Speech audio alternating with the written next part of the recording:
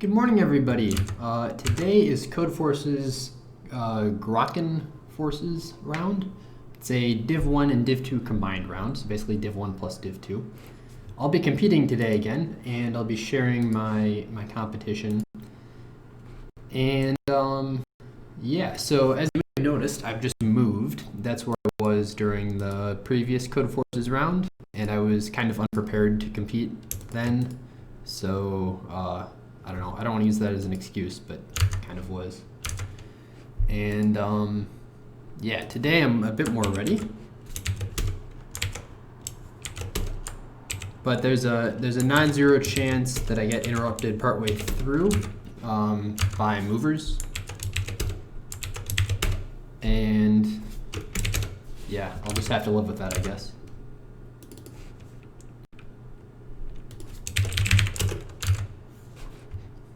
But yeah, I'm yellow. Hopefully I can redeem red today, or redeem myself and get red. Here we go, let's begin. For some reason I'm 10 seconds late, but that's fine.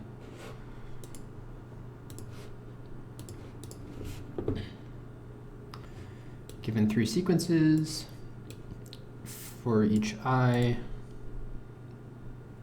no pair are equal. Find a sequence that satisfies the following conditions.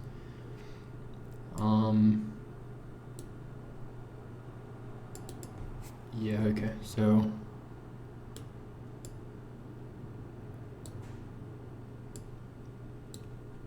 just either pick the first one or the second one, right?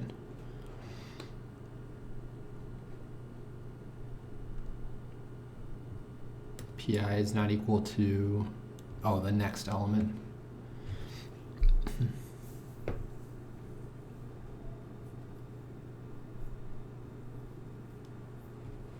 Yeah, so set everything to the beginning, and then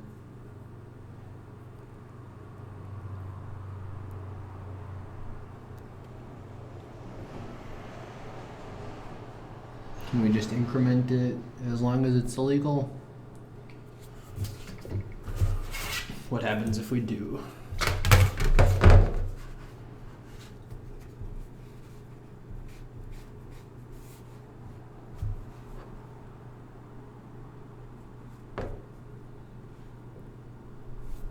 Yeah, because it can only be the same as the first or the second. Okay. Sure.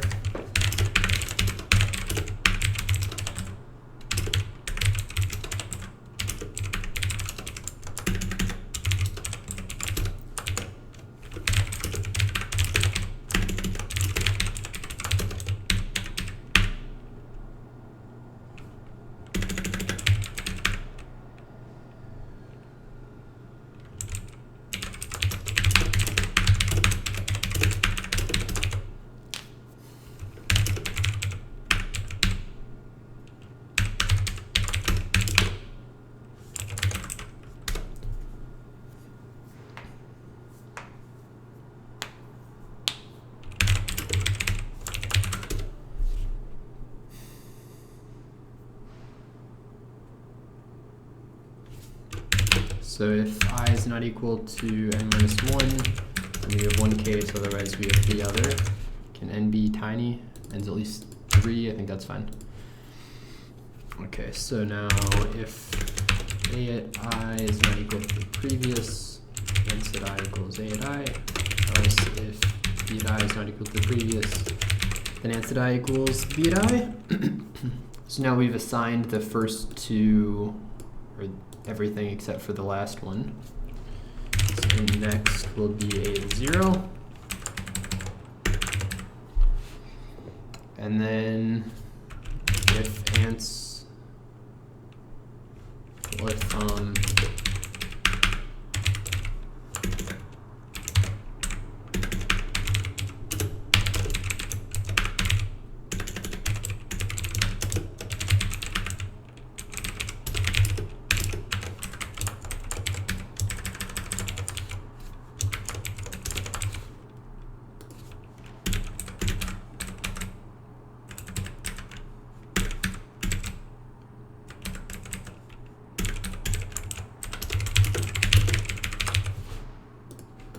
should be fine.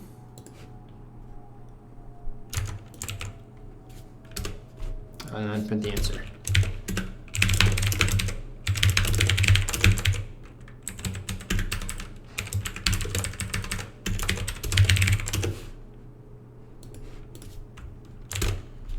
One, two, what?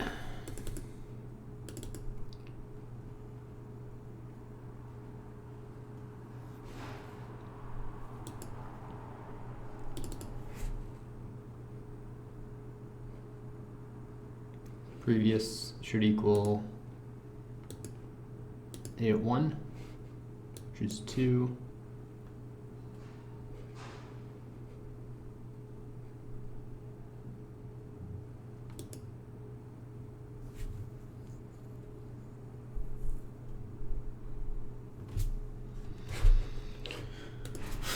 What am I doing? So previous plus the next.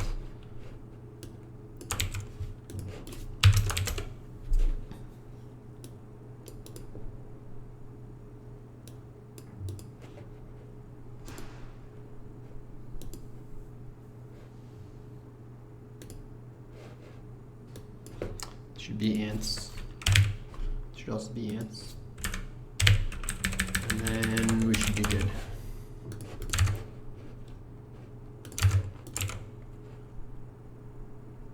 That seems fine.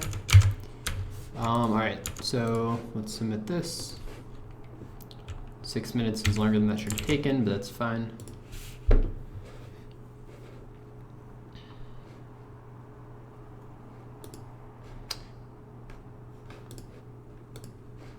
My audio is not set up right. Can I fix this real quick? There we go. I should get announcements, I think. All right, good. We got it. On to problem B. All right, array sum. You're given a non-decreasing array of non-negative integers, a1 through an. You're also given a positive integer k. You want to find m non-decreasing, so m increasing arrays of positive or 0 integers, such that the size of bi is equal to n. What does the size of bi mean?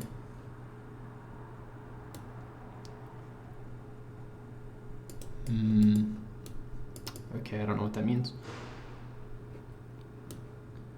Non-decreasing arrays. So we want to find a bunch of sorted arrays of integers. I don't know what that means. For all j, what is this problem even asking? The size of bi is equal to n. Oh, that's how long it is. So this array is n long. Got it. Okay. Then for all j up to n, aj is equal to the sum of these elements. So array A is the sum of arrays B. Okay, that makes sense. The number of different elements in B is equal to at most k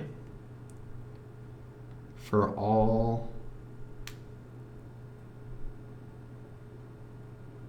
for each array. So each array has not many unique elements.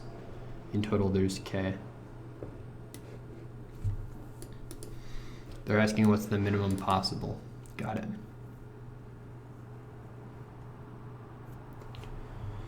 Yeah, okay. So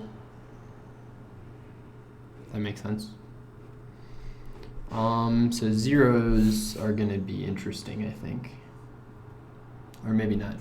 All that matters is the changes in this array.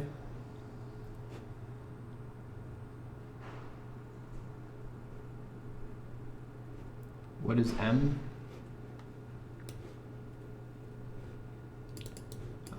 The number of different arrays we make. Okay. So this has one change, and we are allowed one different number.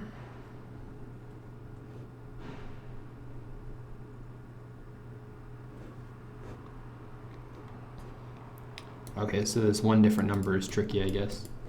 Yeah, so if it's not one different number, we need a special case. Okay, this has we're allowed to change twice.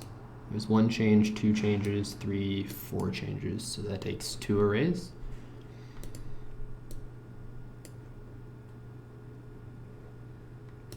Yeah, okay. Yeah, all right. It's not difficult to do. So int n will be this, int k will be this minus 1. So now if k is equal to 0, we have to do one thing. Otherwise, we solve the real problem. Int array a equals read array n. Changes starts at 0.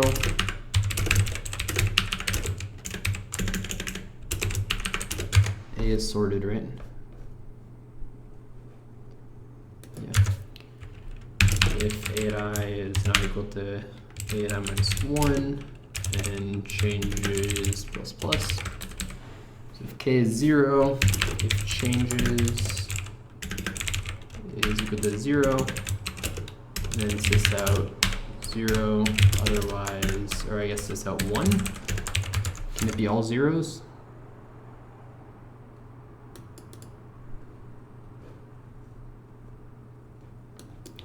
What if the input is all zeros?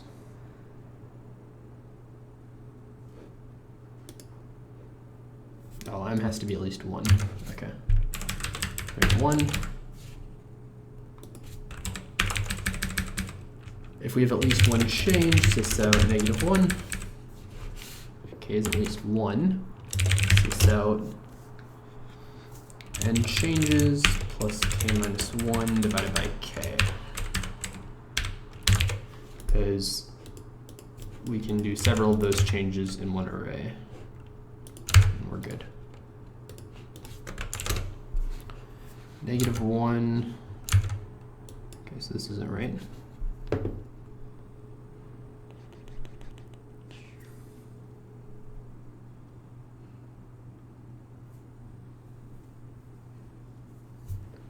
Well, I get the -1 case right. Okay, so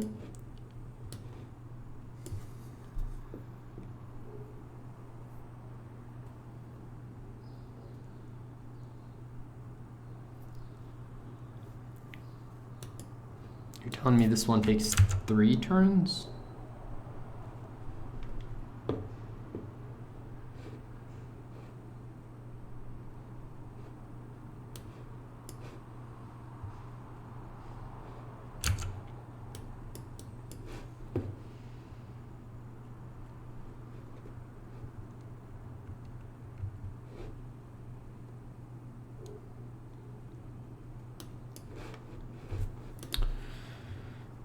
One, well, that is 2. This takes 3, you say. Why is that?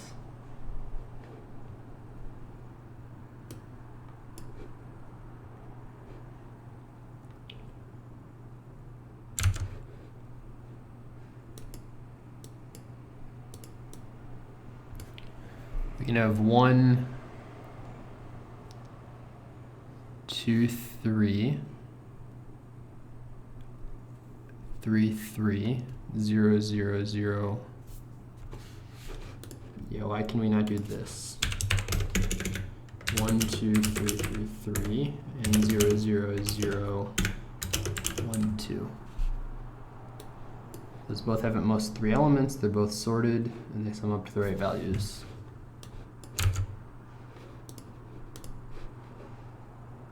Oh. Okay. The answer is 2. What is the answer to this then?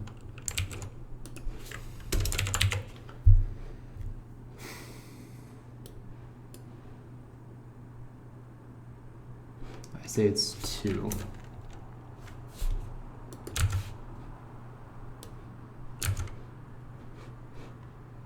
One, 2, 3, 4. So they're saying this is 2, but this is 3 still? Why would this be 3? 2, 2, well, 2, 2, 3, 5, 7.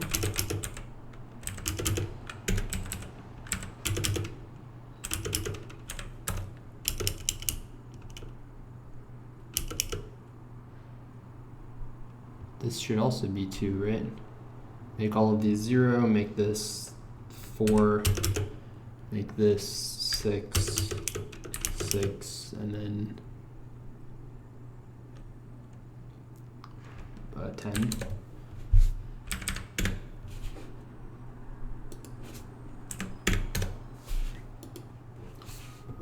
I think I'm right here is the thing. Oops.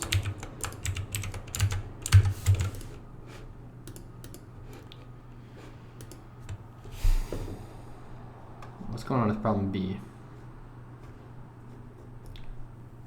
Huh. I don't know that I like this. You should get your problem A and B right at the very least if you're creating a contest. I'm just going to try submitting because I think my idea is right.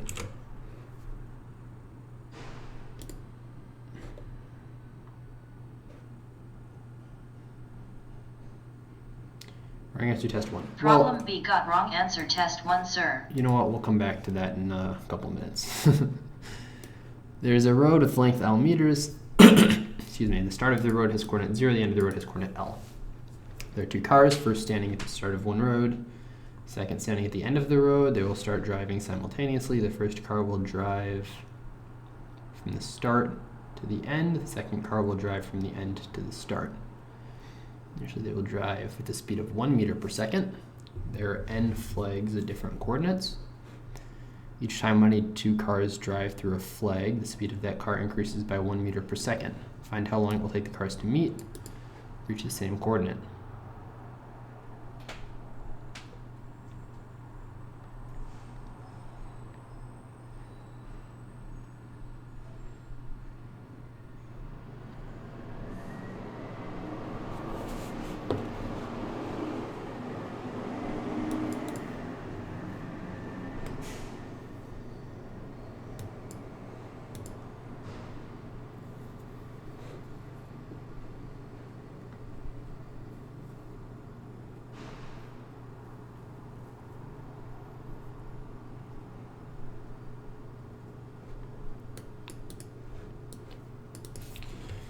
Yeah, okay, so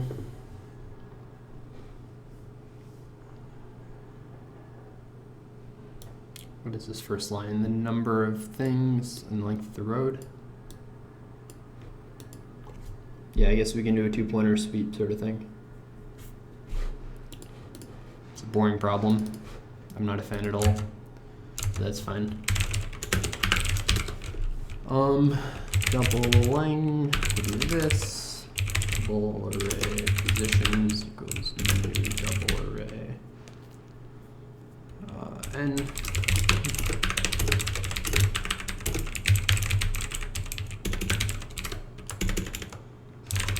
I guess next int is fine. Okay, so we've read in all of these.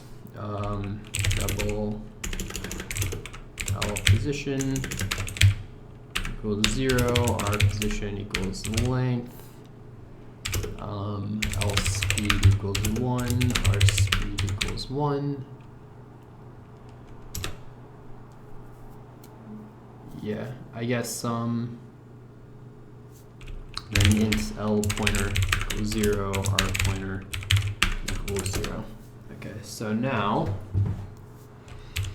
well, L pointer less than or equal to R pointer.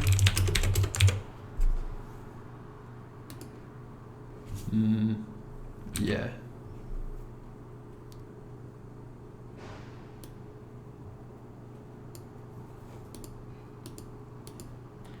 So then at this time, like wait for them to cross.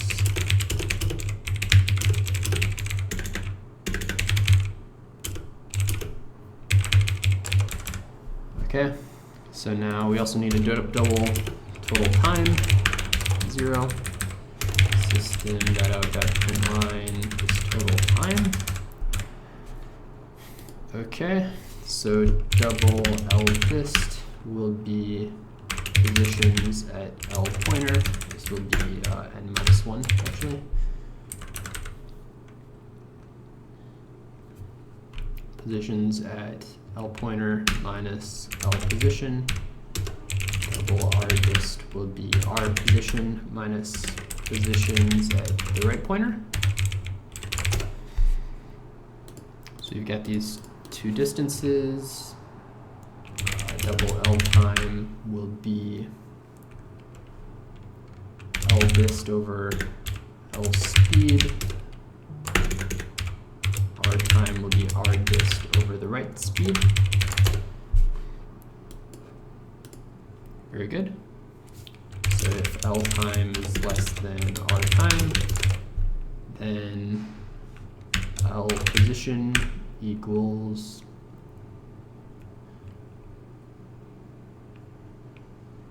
positions at L pointer.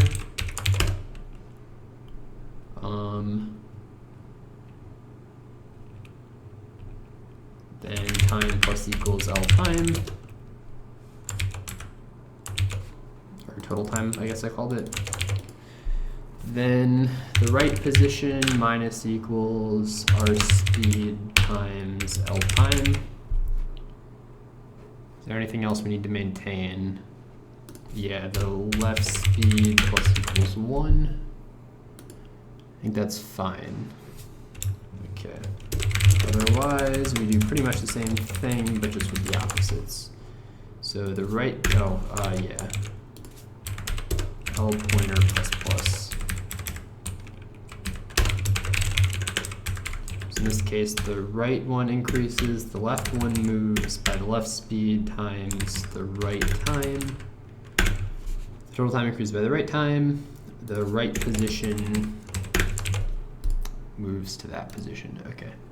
So we keep moving them in, and then finally they cross each other at whatever speed they're at. So double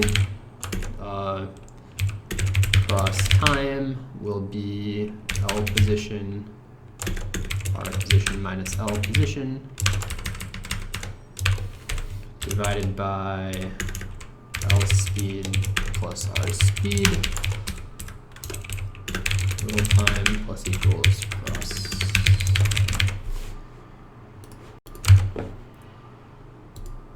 Submissions will be rejudged. Good. 3, so not even close. Well, for the first one, I'm not close. The second one, I'm right for. Okay, what is this first one?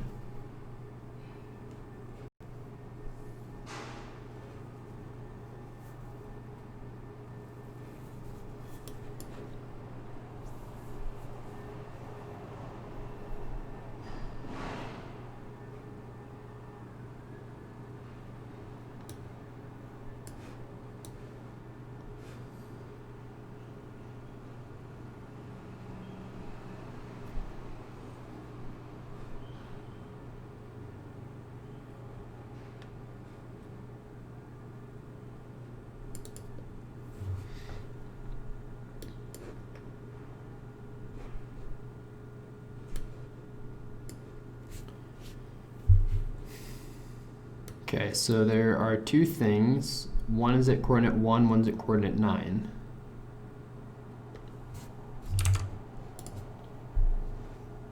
Well done, sir. AC on problem A. Problem I got time limit exceeded test 45, sir. Wait, what? Problem I got time limit exceeded test 45, sir. I don't know what that was about. So I think do we just get this, or was it rejudged? We got it, okay. Good. So now, well, hopefully it's not unrated. That would be annoying. Anyway.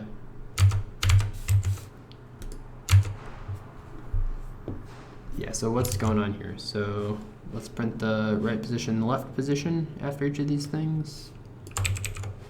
Let's just do this one test case until we know what's going on. Positions are 5 and 1. That doesn't sound right.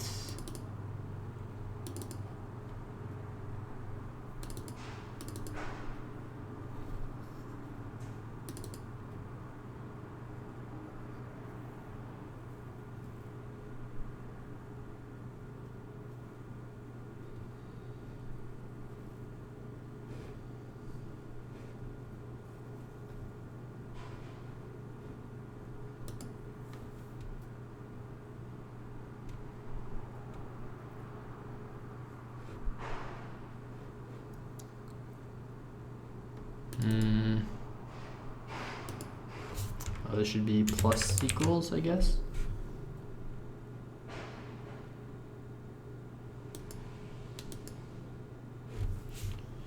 Yeah, I think that should be fine.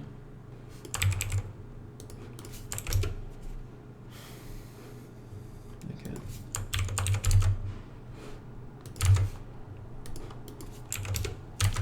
Three, 3.6, 2.04, whatever, 53.7. So that's, are we gonna get dinged for that? Maybe.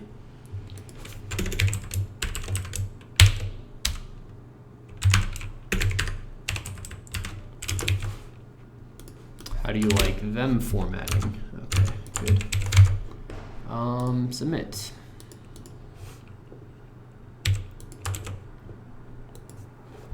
All right, on to the real problems here, please. Well done, sir. AC on problem C. Searchlights. Here we go. There are n robbers at coordinates A1, okay, n different coordinates, and also m searchlights at these coordinates. In one move, you can move one robber to the right or up. Wait, what? You can, oh, move each robber. Good thing they said this because I would have misread it. You can't increase these for some and these for other. Okay, so you pick all robbers, you either shift them one direction or the other. Searchlight J can see some robber I if AI is less than or equal to CI and BI is less than or equal to DI. So Searchlight can see like a rectangle from 0, 0 to that position. Configuration of robbers. Oh, it's still rated. That's good. Configuration of robbers. Well, it's good, but it increases the chance that I'm going to get interrupted by having other stuff not related to competitive programming interfere. But anyway, I guess that's just something I'll have to live with. It's safe if no searchlight can see a robber. Minimum number of moves we need to reach a safe configuration.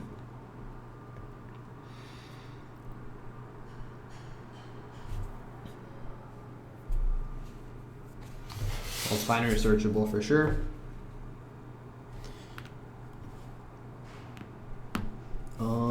Let me think for a minute. It sounds like we can consider all robbers simultaneously.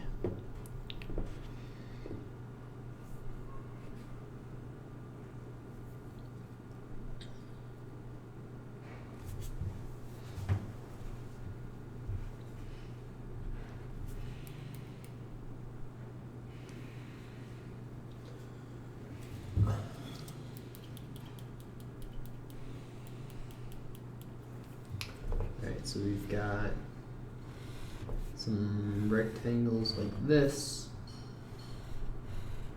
Then we have some robbers. So we've got this robber and this robber. We want to make each of them the origin and then union all of those rectangles.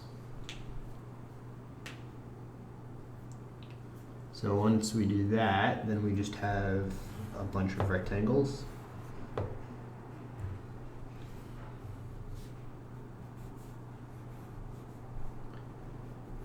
Which don't follow any particularly good pattern. We want to know what's the first space not covered by any rectangle.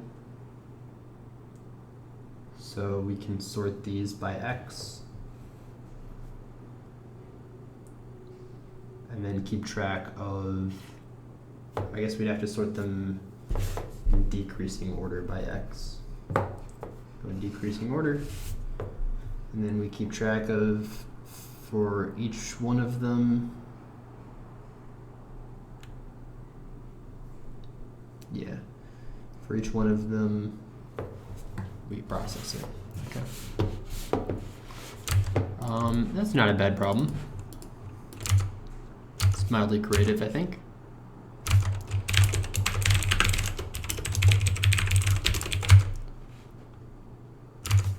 Okay, so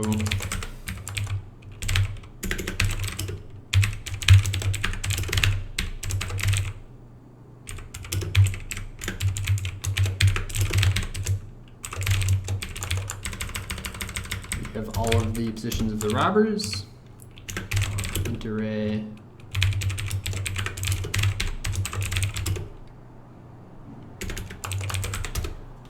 just make a rect class.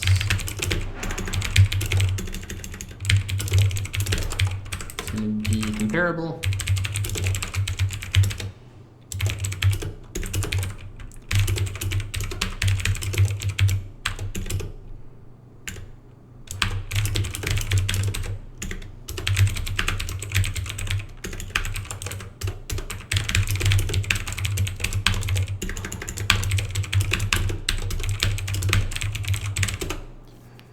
How do we want to compare these? Initially, we want to sort by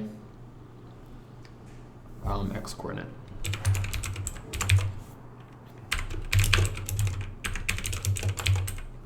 Well, it doesn't matter. Sorting the y's shouldn't matter, I don't think. Or yeah, it does matter.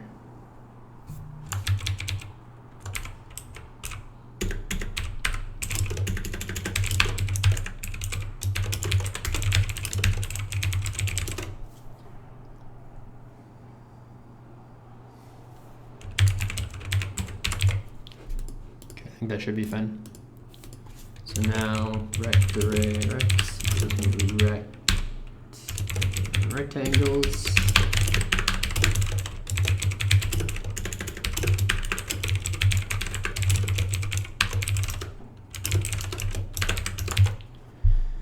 Okay, so we have all of those. We also need the robbers.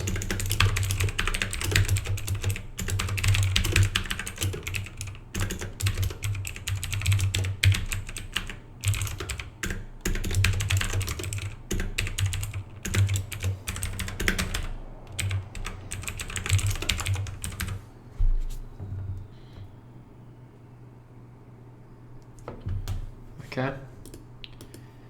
So then we need to make a new, or we can just fix this actually.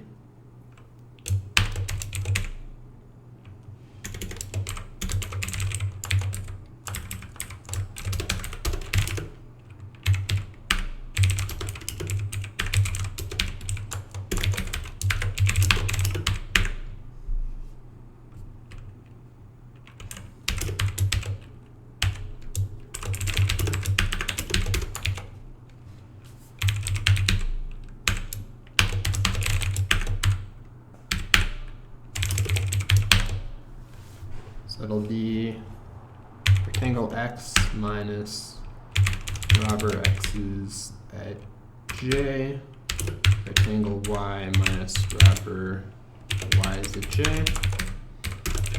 Sort that,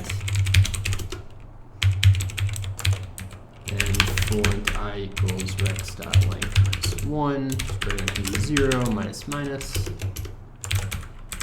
Then we'll need some int best equals integer value, which we print at the end. How do we do this part? We'll probably want the minimum y. Will be 0.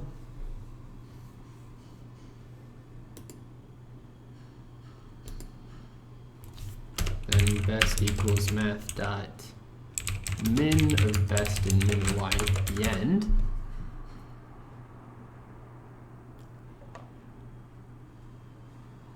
Yeah, okay. So now rect next equals rect at I. So we can pick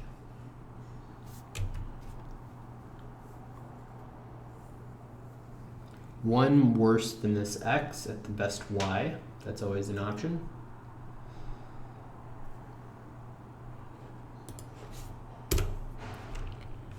So best equals math.min of best next dot x plus 1 plus min y.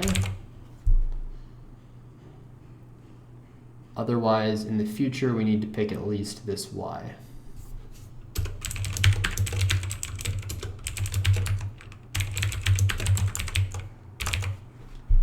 I think that's the answer.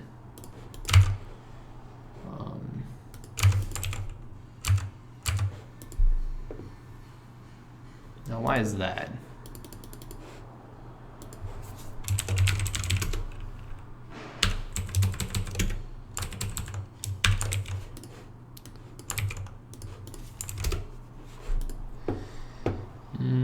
What are you doing?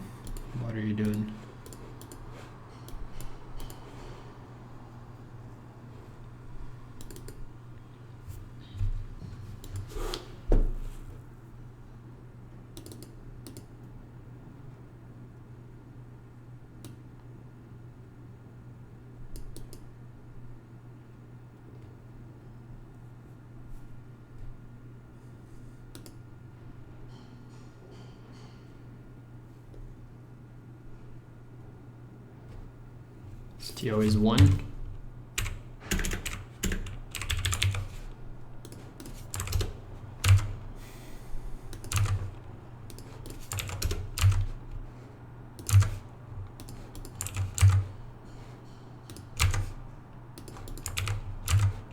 Alright, very good. Submit to problem D.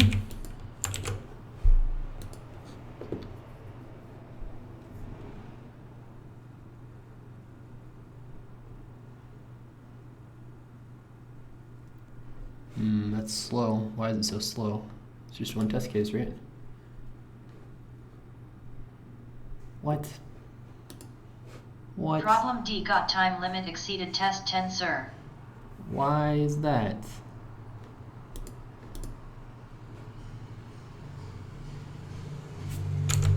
Am I misreading something?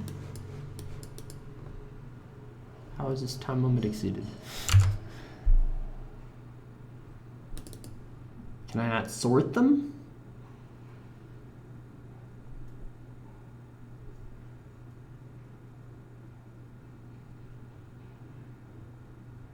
Is it n squared log n? What?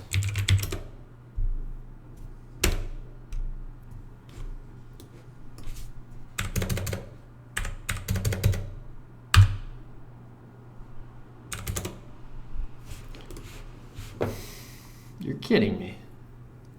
They're gonna ding me on the sort. Really? That's ridiculous.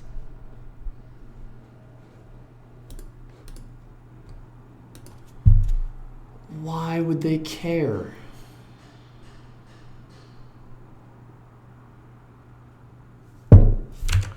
This is just silly. Come on, man. Come on.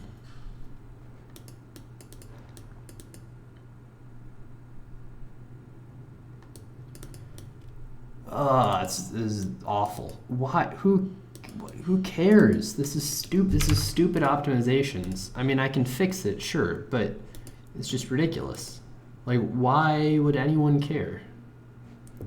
Fine, I won't sort. Have it your way. Int array highest is new int array. This is ridiculous. Okay, fine. Int x equals this. Y equals this. Dude, I thought this was a good problem. It's just a garbage problem. Okay, highest at x equals mat.max. Highest at x or y. Highest at fill. Highest is -1. This equals this. Okay. Well, for int x equals highest at length minus 1, x greater than equals 0 minus.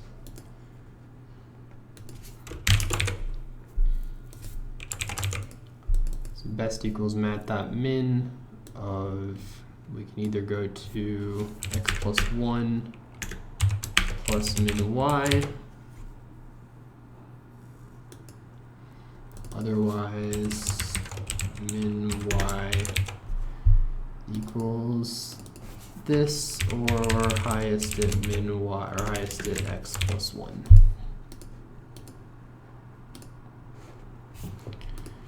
Okay, fine.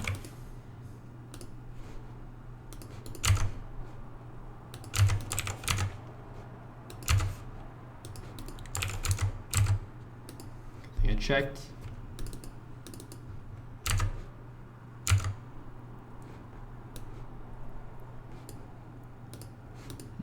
Yeah, okay. If x is greater than 0, greater than or equal to 0, y is greater than or equal to 0, do this. For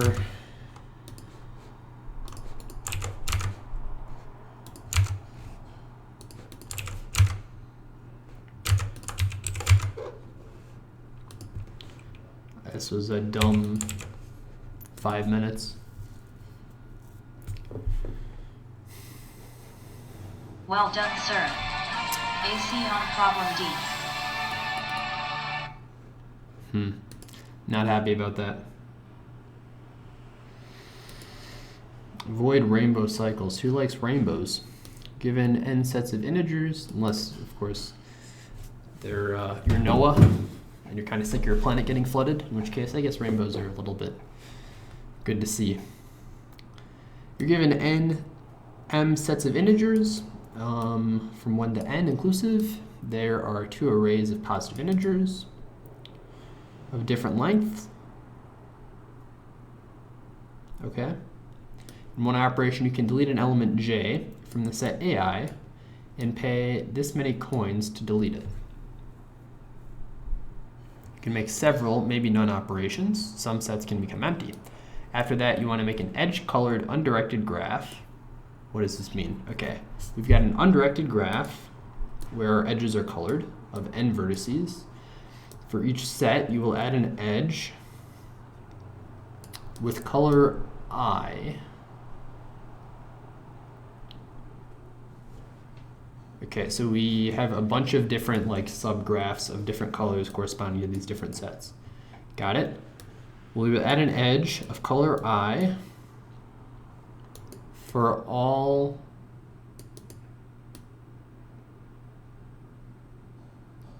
xy in the set. Okay, I see. You call a cycle I1, edge 1, I2, edge 2, all the way to I1. Okay, it's a rainbow if all edges have different colors. Find the minimum number of coins you should pay to get a graph without rainbow cycles. So you have like a bunch of clicks, right? You have a click. Click is like a graph where every pair of nodes is connected.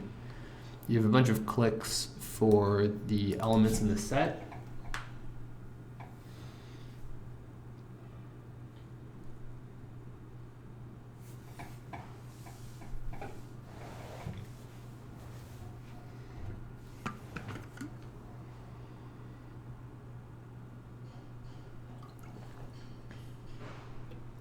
So 2 different sets are allowed to overlap, but only by 1 node.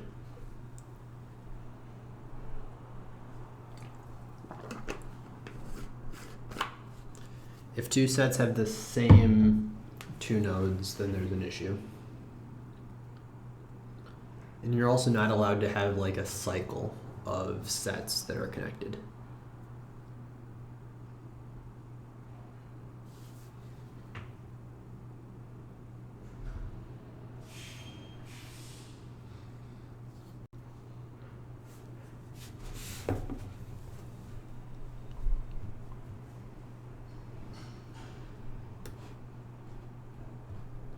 Do elements move up when you delete them?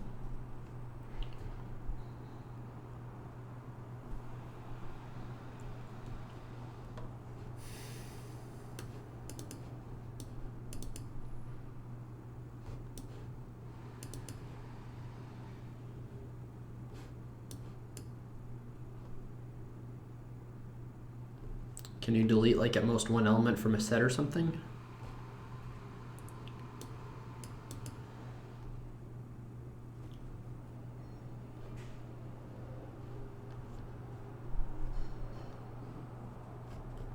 I think that's a fair question to ask. I think they should have said that. Let me ask a clarification.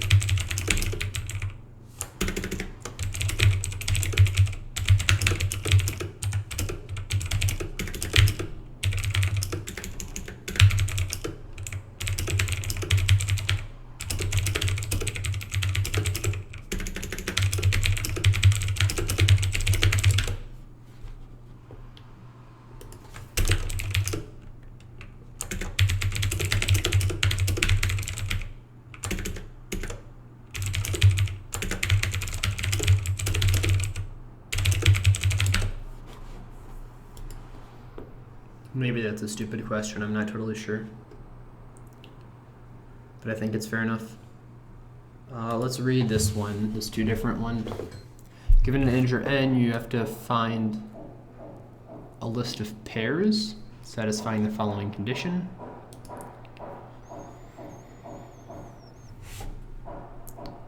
A list of pairs, so just pairs of numbers, okay. Consider some function where you have a pair and you get an integer.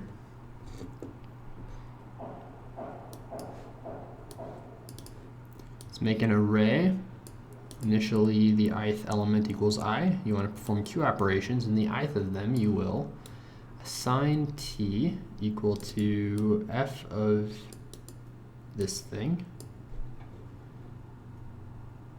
So you get the value of this function.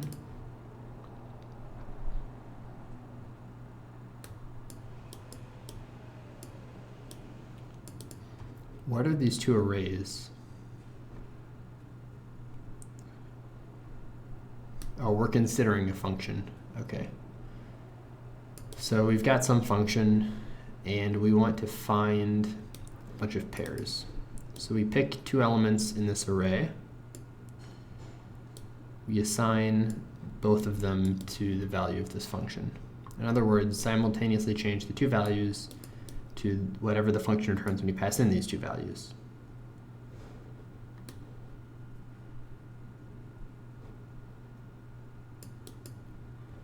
In the end, there should be at most two different numbers in the array.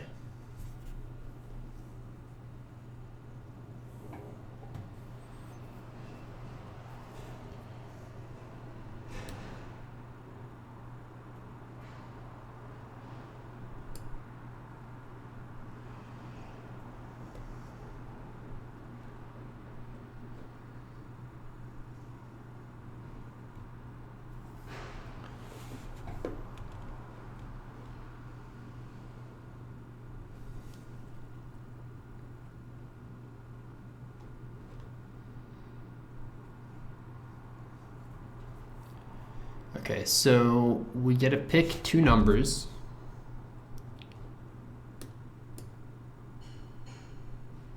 Input, what is this input? Integer n, the number of elements.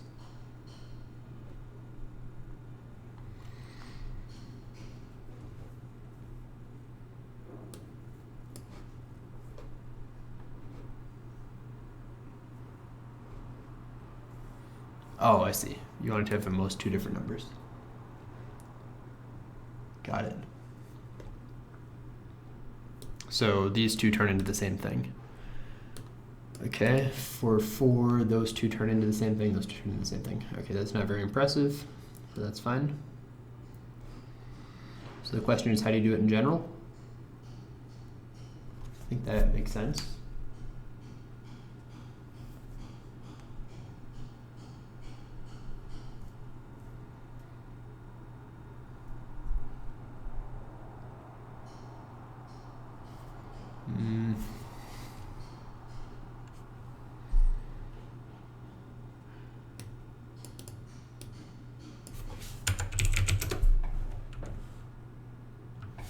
What the heck?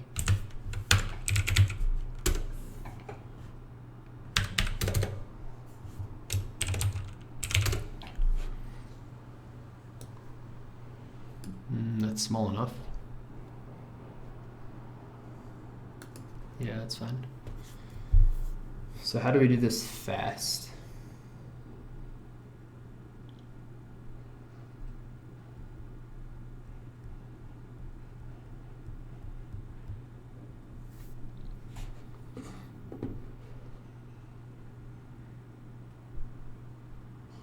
Oh, with value j. Okay, maybe I misread it. What? So, yeah, an edge, blah, blah, blah.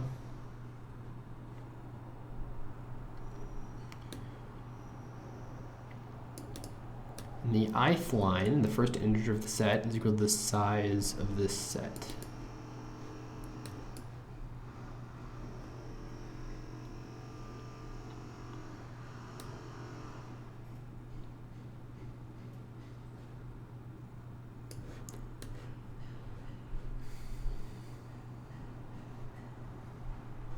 In one operation, you can delete an element j from the set A and pay this many coins for it.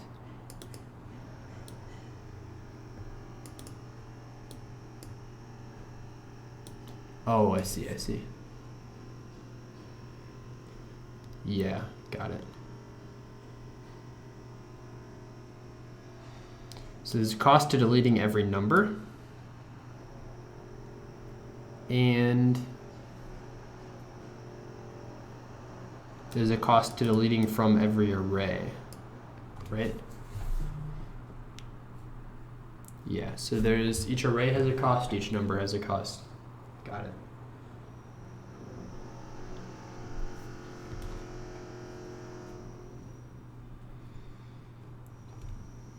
It might be helpful to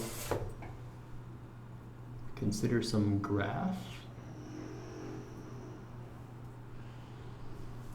So if we have all of the, if we've got a node for each color, and then a node for each number.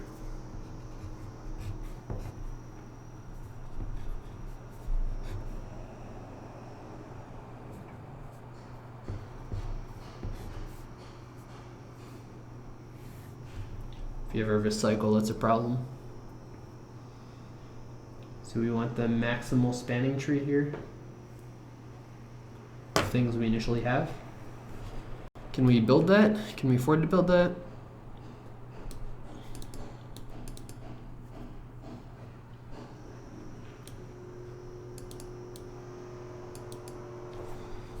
What would be the runtime of actually building this? This problem is very hard to get your head around because it's very complicated. But I think the solution is very simple. We have, okay, so this is, you've got a bunch of nodes. Yeah, so the total number of edges in this graph is only equal to the size of input, which there's got to be a restriction on. Yeah, okay. So this is just MST, I think.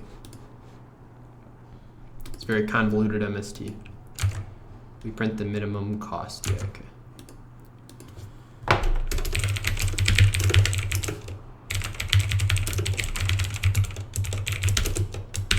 Unless they're gonna ding me for sorting again. From to cost.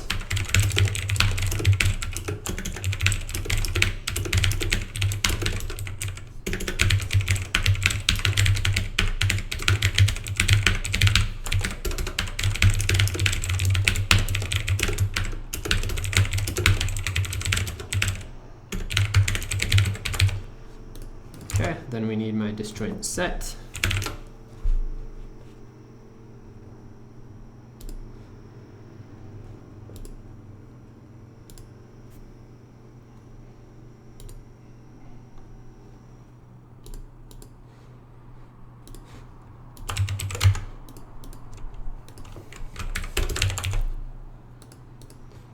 Single test case, I think.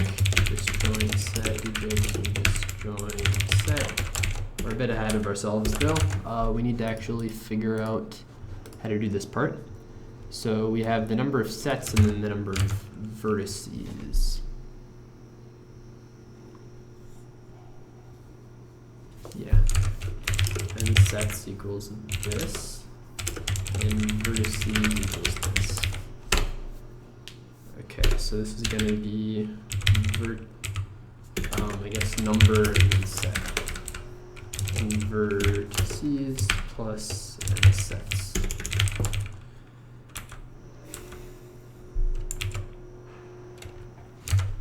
Okay.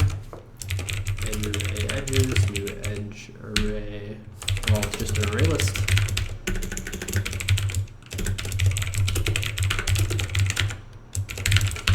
And then we'll worry about this in a minute. Okay, so now, what is this input format? This array A is what? The cost of each set. Okay.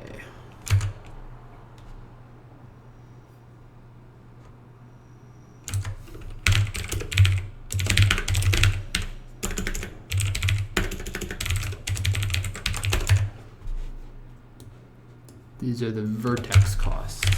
Array vertex cost equals fs dot read array and vertices. Okay, then here are the sets. So this is the size for int color, I guess. 0 color is less than n sets, color plus plus. And size equals this. The elements, array, elements, root array, size. Okay.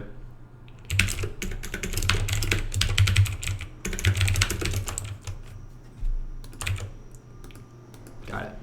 So now edges dot add new edge, which will go from this color to I-1, because it's 0 indexed.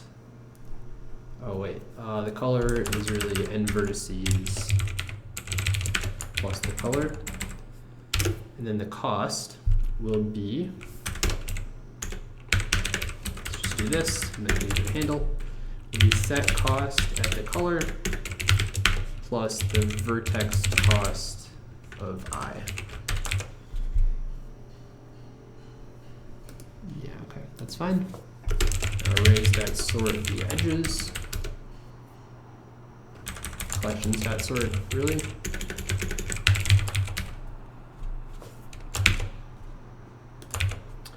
And we also want the total cost, right? Because we're gonna have to subtract out some stuff.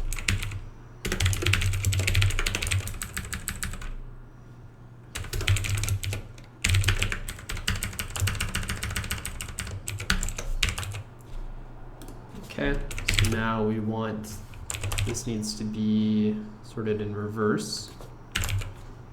And then, got all these, yeah, okay. So for edge e and edges with bj.union, e.from with e.to, then total cost minus equals e.cost, and then sys out the total.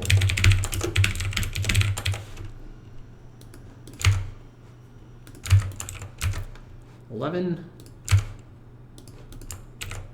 66. As easy as you can imagine. All right, very good. I think time to move on, right?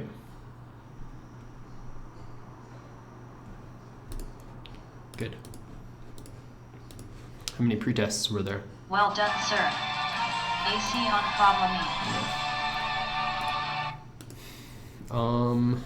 How's it going? 64th place, not the end of the world. It's enough to earn red back, I'd say. But we need to win. You know, they say whatever goes up must go down. That's not true for my rating. So anyway, too different. Yeah, okay. So this is interesting. So you pick two elements in the array, then it sets both of them to the same value. That's the idea.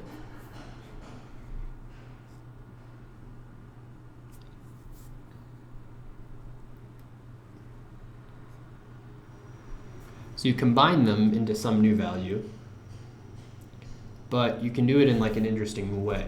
Like if you have 1, 2, 3, 4, after this you can have like 5, 5, and 6, 6. And after this you can have combine 5 and 6 twice. So you can have 7, 7, 7, 7.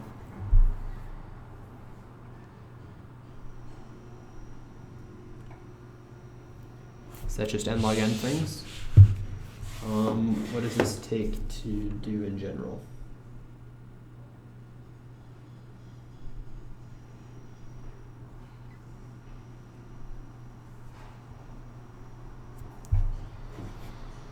If we have a power of 2,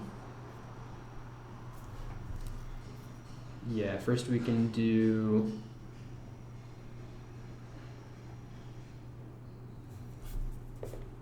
all like pairs like this.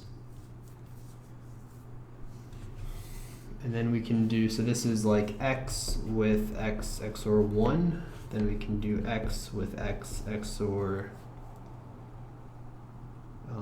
2.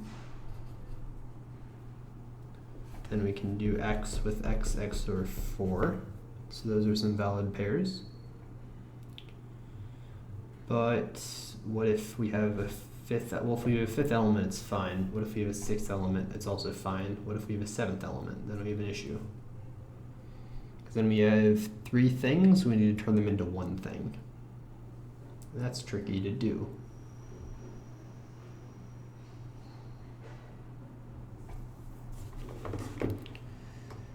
But maybe they give us all of this leeway in order for us to abuse that. Who knows?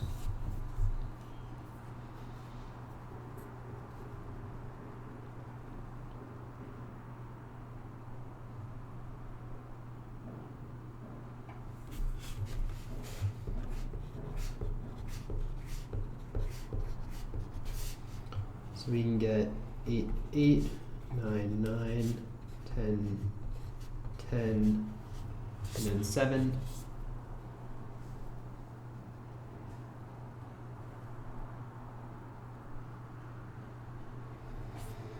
And we can get like all 4 of these into 11s. We have 10, 10, and the 7. So yeah, so we have these like decreasing powers of 2 sized groups.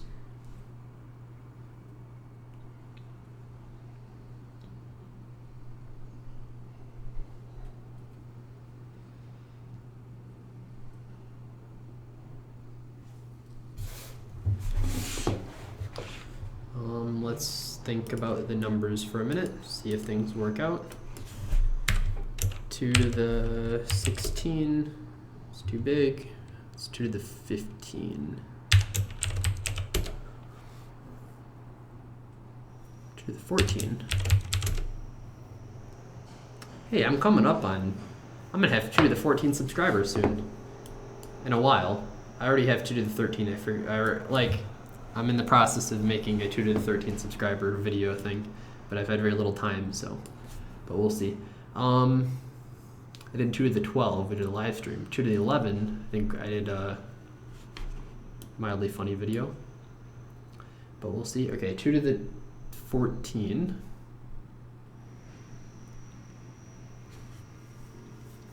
So we don't get that, so like worst case is 2 to the 13. Is this. So we can leave those alone. Now what's 2 to the 12? That's 4,000.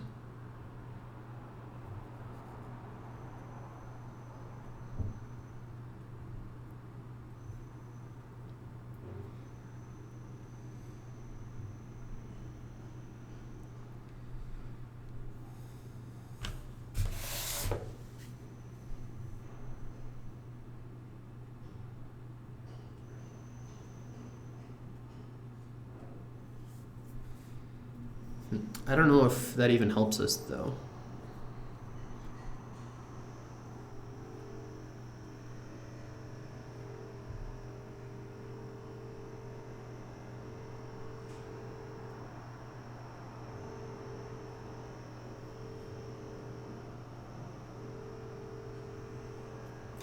Yeah, because this can be literally any number. So if we merge, like, if we have 4 11s, 2 10s, and a 7, if we merge the 7 and the 10,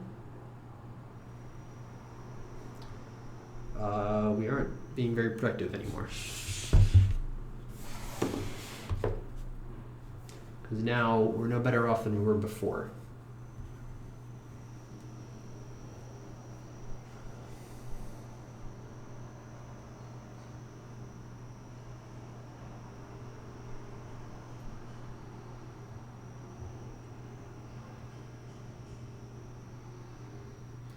Oh, hang on a minute, but we can do 8, 9, and 10. We can merge all of these into the same thing.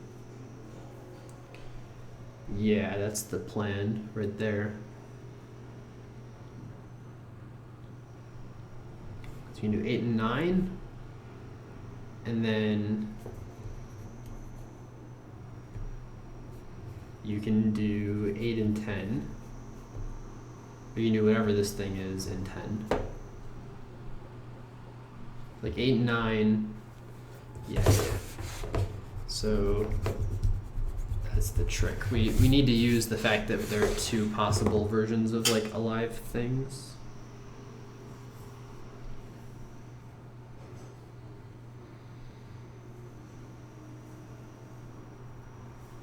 It's gonna get a bit messy.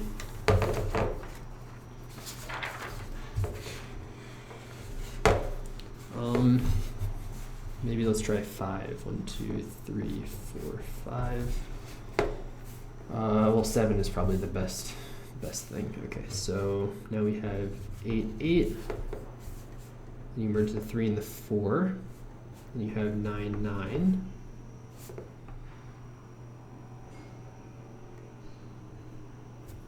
Maybe let's just do 5 for now.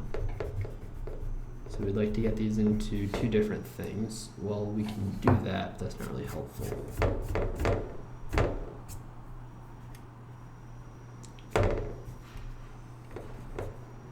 So if we merge an 8 and a 9, then we get 10, 10.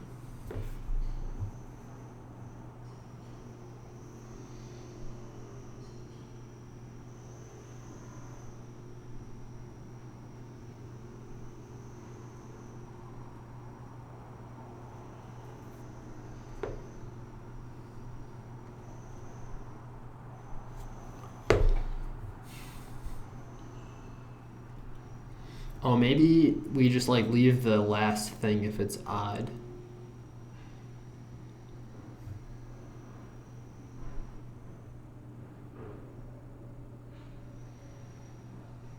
Yeah, okay.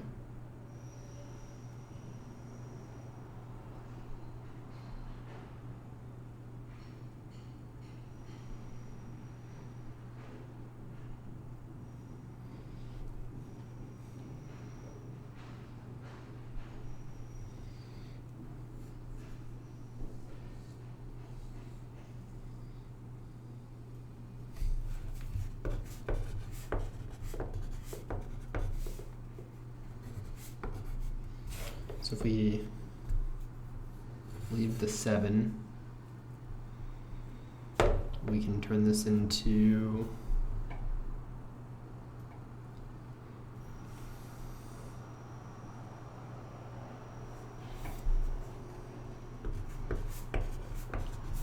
one, 1, 2, 2, 3, 3. Is that helpful? Might be.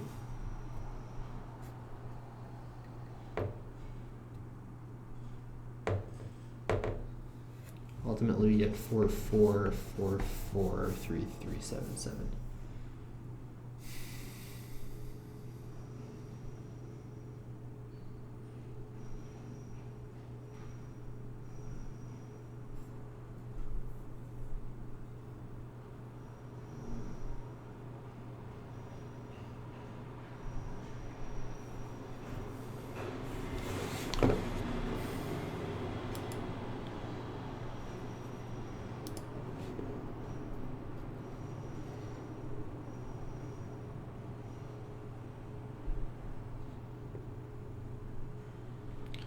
Yeah, okay. Let's focus on F then. It's very information theory heavy, right? Because like it just feels like you don't have that many choices unless I'm misunderstanding something. Oh wait, what? Oh wait, no. This is your only operation is this one thing.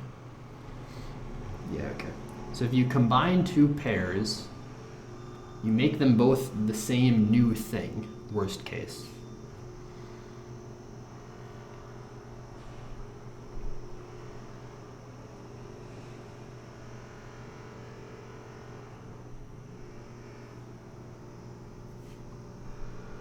They really give you no information at all with samples, do they?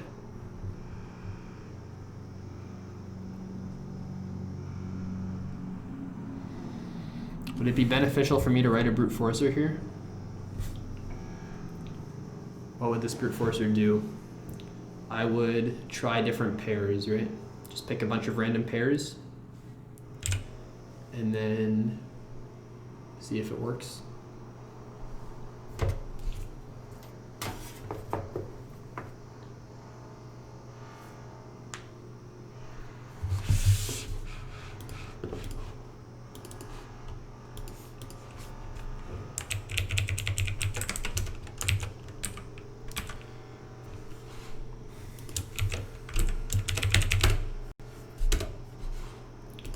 So random r equals new random 5.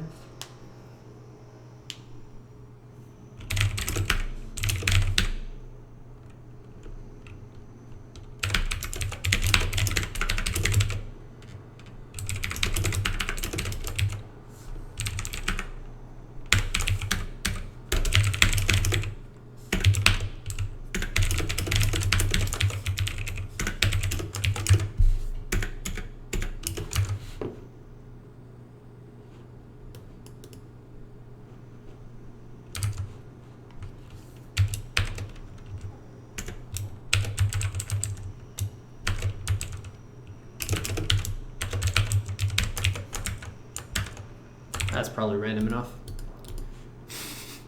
Okay, so now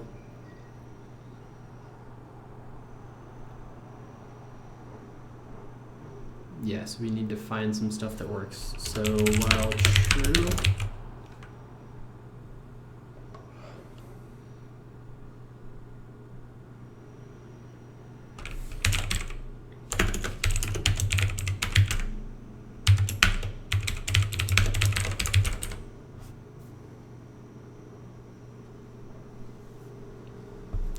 takes up to 20 steps maybe.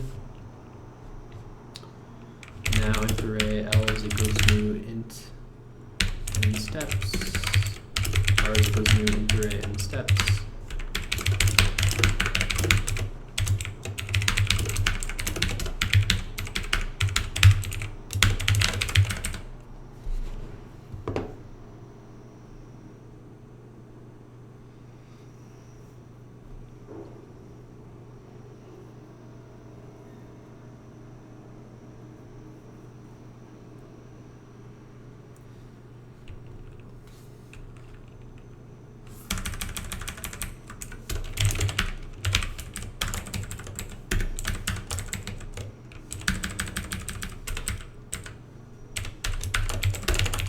Yeah, so we'll try this.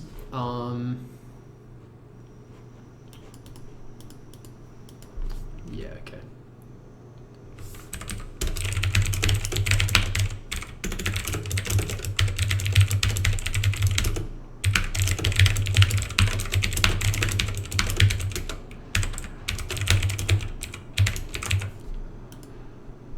So that counts the number of unique elements, and then we just need to say, like, does this work? Yeah.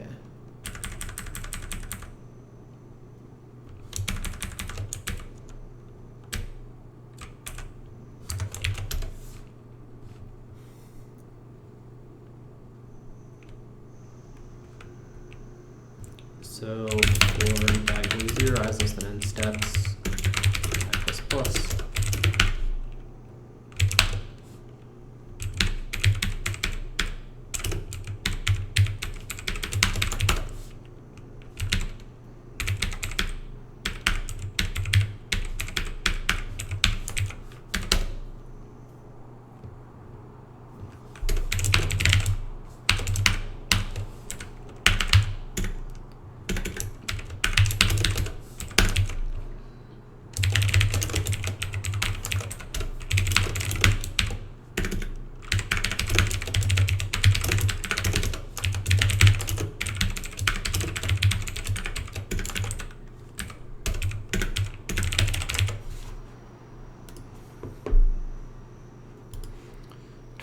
Interesting. Can we do it in fewer than 10? We can do it in 9. That is very nice.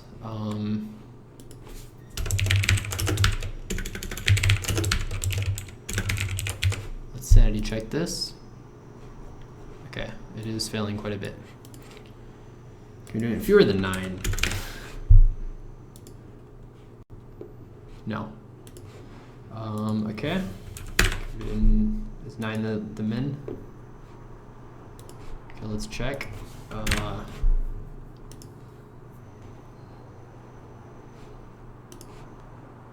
Oh. Maybe I just wasn't waiting long enough.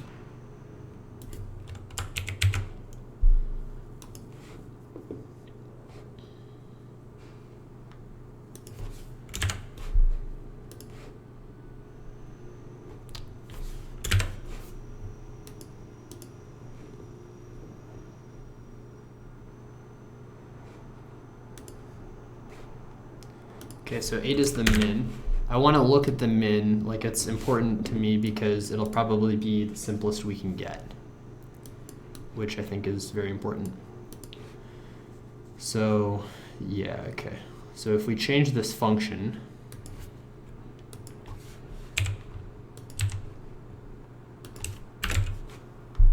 what happens here? Do we get the same thing? We get a different thing. That's a problem. Yeah, that's a big problem.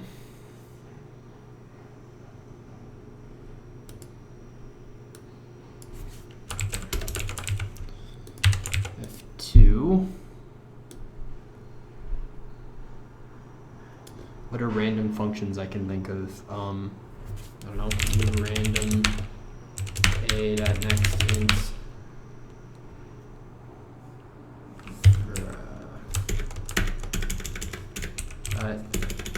Next int plus new random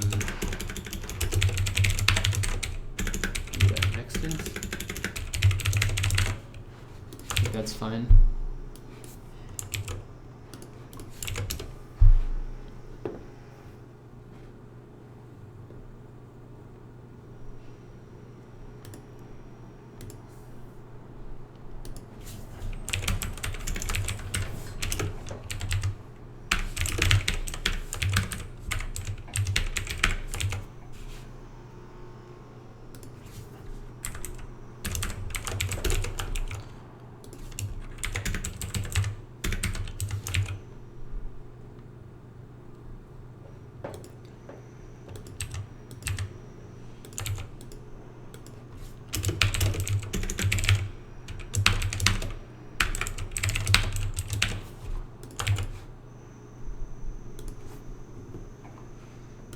So this looks actually somewhat solid. Okay.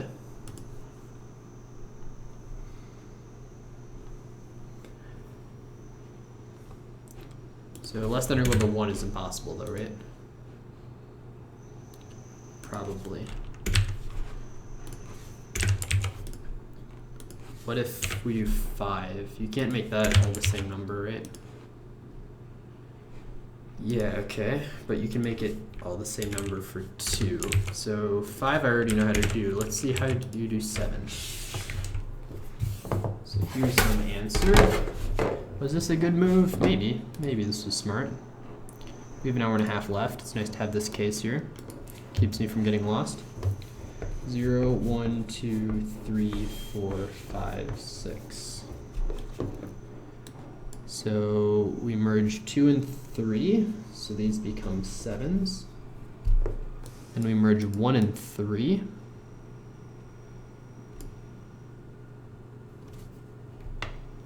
Okay, they become 8s. That seems unhelpful. And we merge 6 and 2. So they become 9s.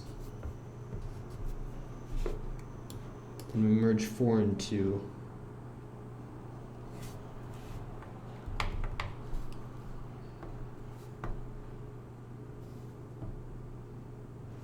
They become 10s. Feels like we're not doing anything here. And we merge 0 and 1. Why are we merging 0 and 0?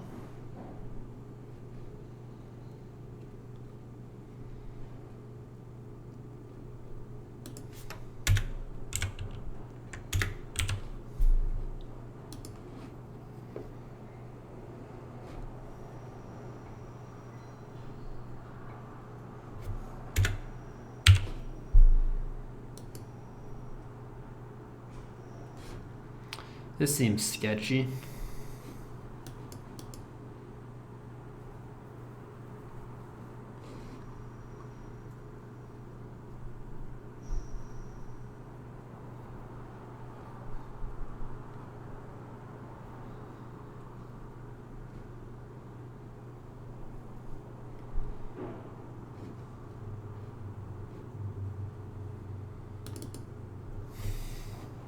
You do it in 6 steps, huh?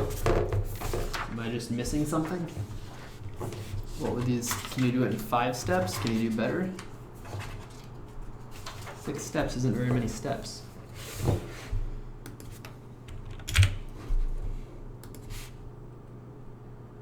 No.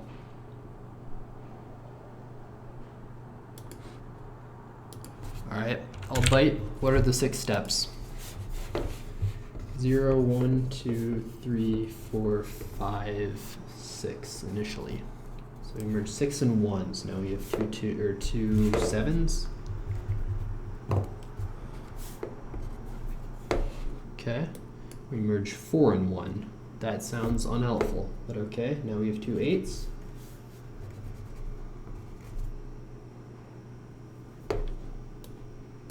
We merge 2 and 6. We've just lost everything we had. Now we have 2 9s. 0 and 4, huh?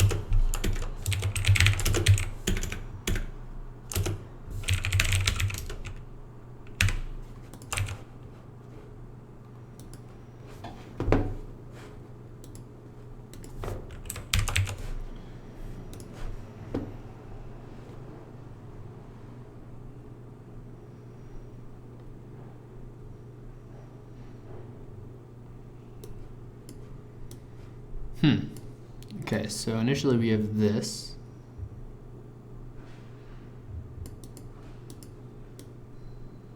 Wait a minute, what?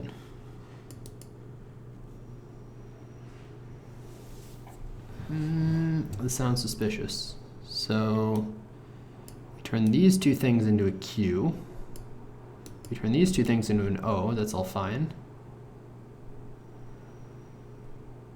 But turning a Q and a C also turns them into an O? There's no reason to think that would be true.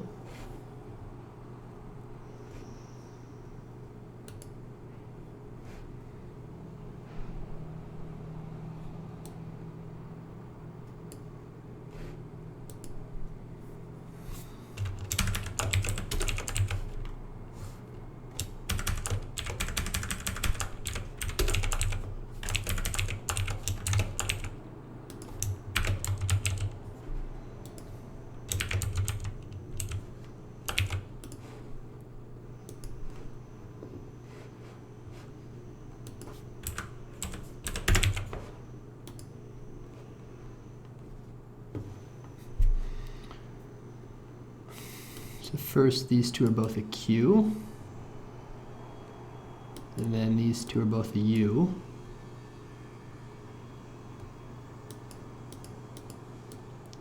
Okay, these two are both an I. These two both end up being an I as well. This seems legit.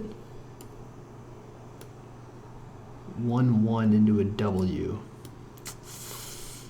What magic are we gonna pull here? You can also turn a C and an E into a W.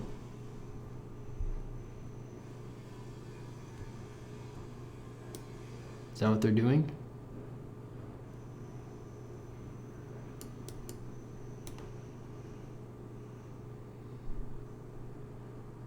Because if you didn't do this, it wouldn't be possible.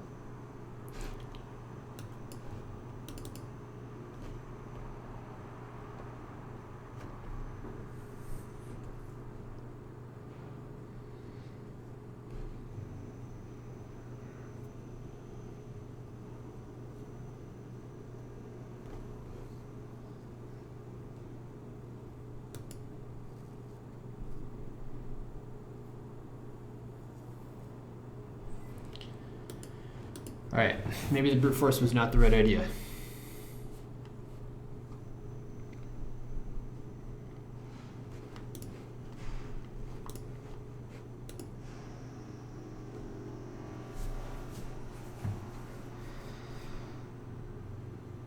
Unstoppable chili machine. Uh-oh. Can't lose to an unstoppable chili machine, that's a problem. Okay, how do we fix this?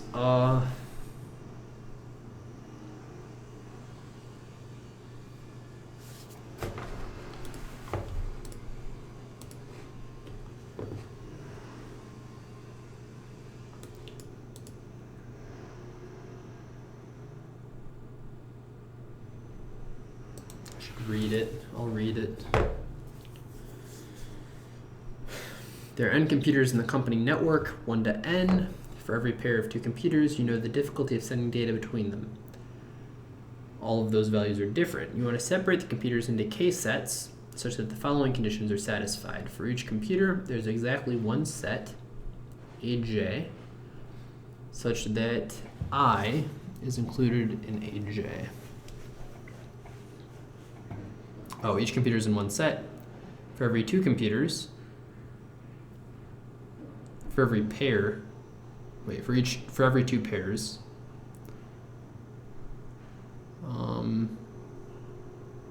okay.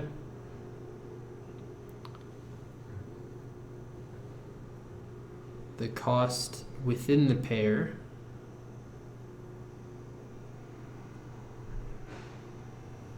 is less than different sets.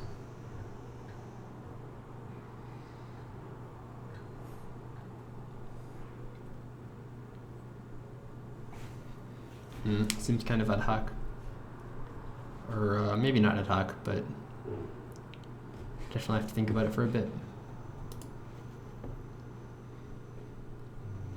Yeah, these two are both hard enough that, well, who's competing?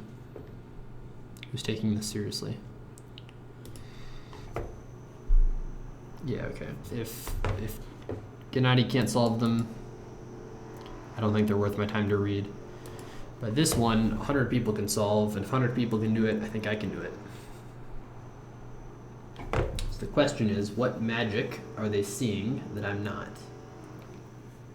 It's probably not possible to make them all the same.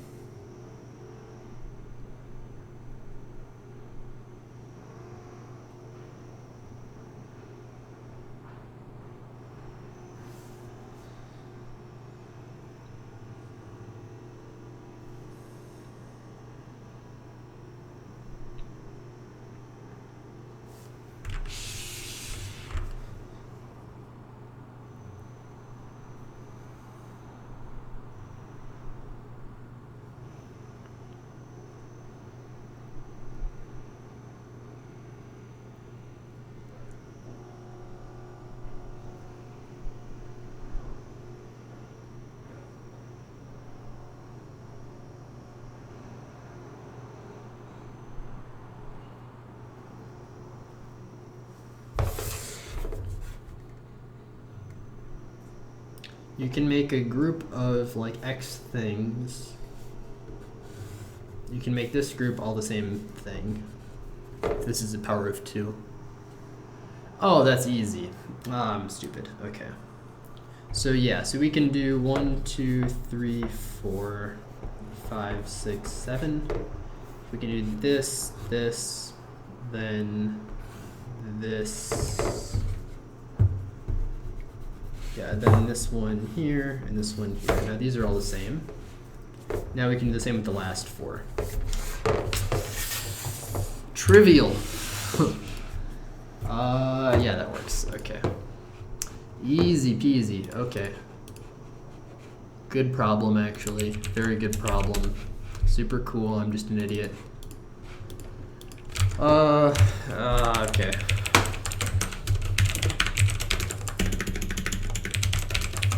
It's actually a really good problem. I really like it.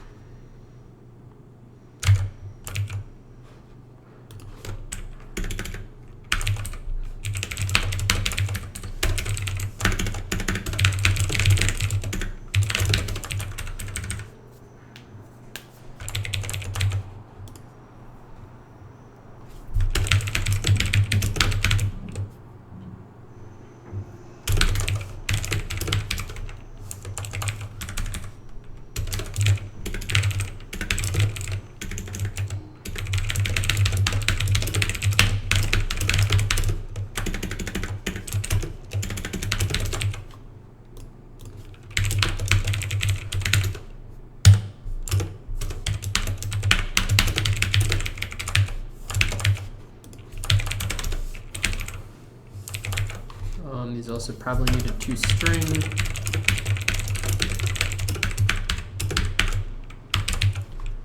Okay, so now res equals sol n. Sys out res.size.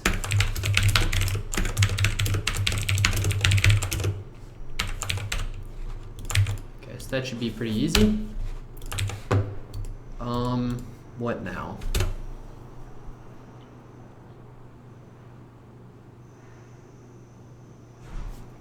Otherwise,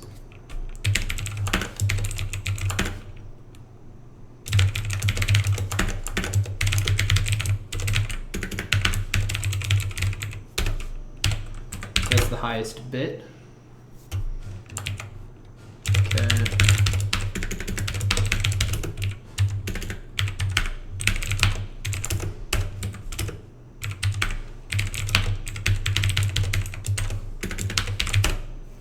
So we can do this. That will give us 2 answers. And then for everything in group 2, we need to increase it by some amount.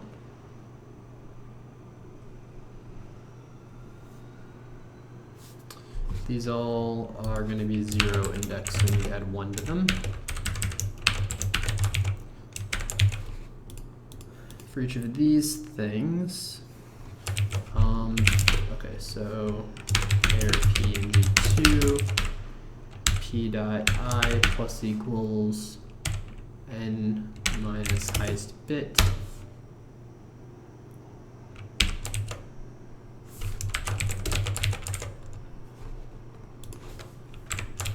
Good. All right, so that will do that, and we're fine. Now we need to print all of them. Yeah. For pair so g1.size plus g2.size.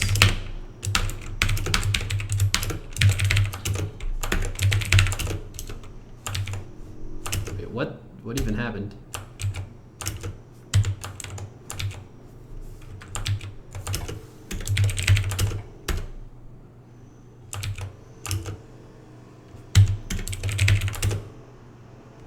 I don't even know what that shortcut was, but that was kind of ridiculous, to be honest.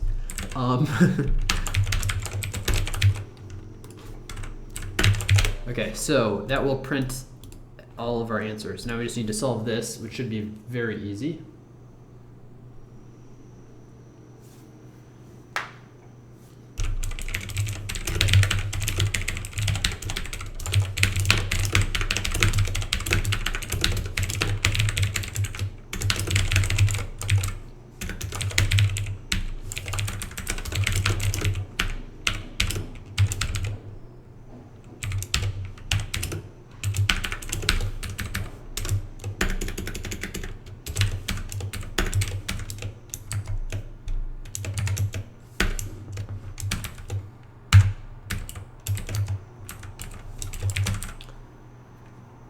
Okay.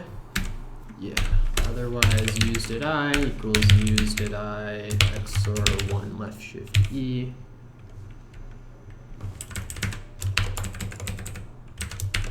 Equals true. And then we need to add that pair.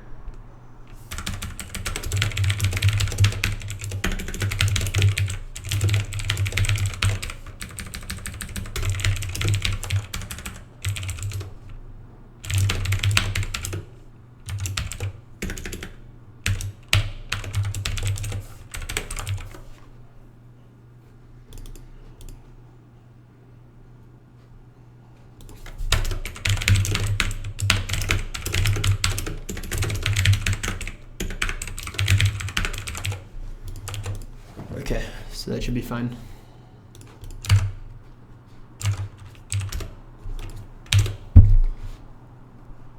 Null pointer exception.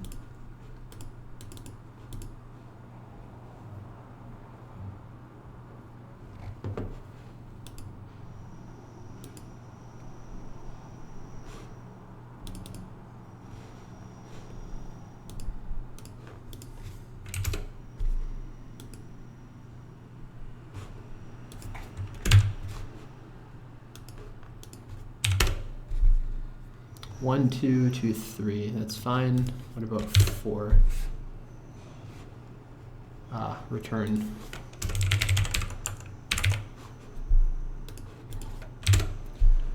One, two, three, 4.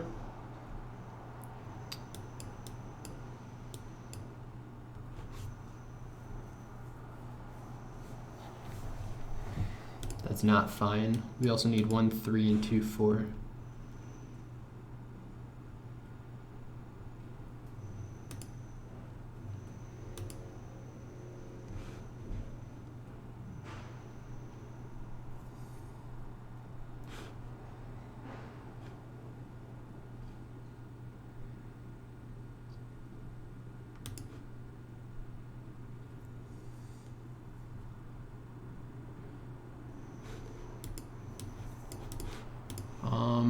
E equals 0, 1 equals 1, 1 left shift 1 should be less than n, which is 4.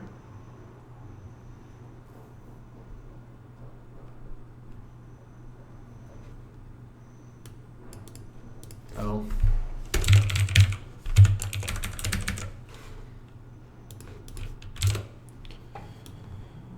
One, two, yeah, that's fine. Okay. It's at most 2, right?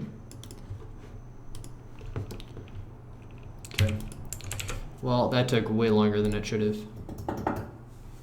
But it was a good problem. Solid. It's not a 1 second time limit, right? 3 seconds, good. Good. Alright, so how are we looking at the standards? AC on problem net. Looks like I've got red back, which is good. So yeah. That's what I came for, right? I need 12 more points. I got them. So yeah, I should be safe. It should be even more than this, I think.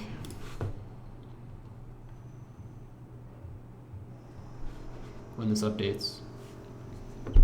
Maybe not. Plus 66 sounds pretty reasonable, to be honest. What was Game doing? All right answers. That's fair. Okay, so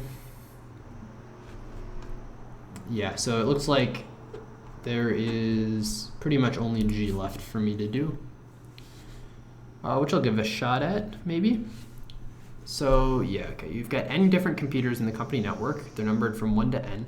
This is assuming I don't fail system tests like I did last contest, which is a bit brutal, but that's fine. N computers in the company network, 1 to n. For each pair of computers, you know the difficulty of sending data between them. Yeah, you want to separate all computers into case sets where for each computer there's exactly 1 set that it's in. For every 2 pairs of computers, where the first two are in the same set, but the second two are from different sets, the value of the first two is less than the difficulty of the second two.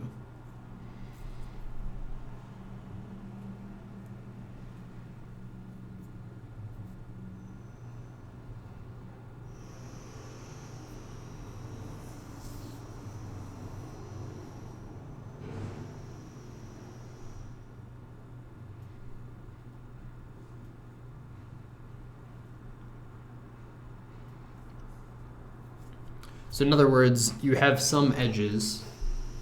There are some edges you have, some edges you don't. Yeah, like you've got a graph, and then you need some prefix of the edges. You need to, like all of those have to be within the same set. And, or wait, is that exactly it even?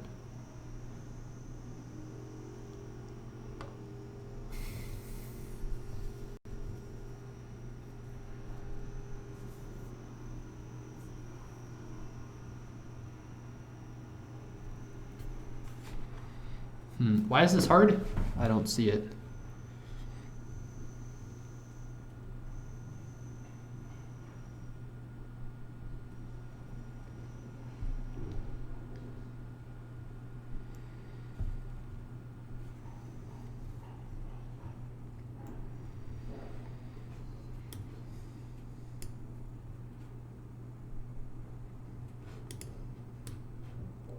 We care about the most expensive pair in the same set and the least expensive pair in different sets.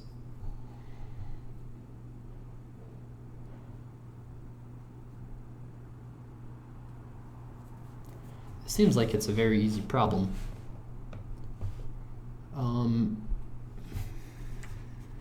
But I don't understand how you could have two different answers like this.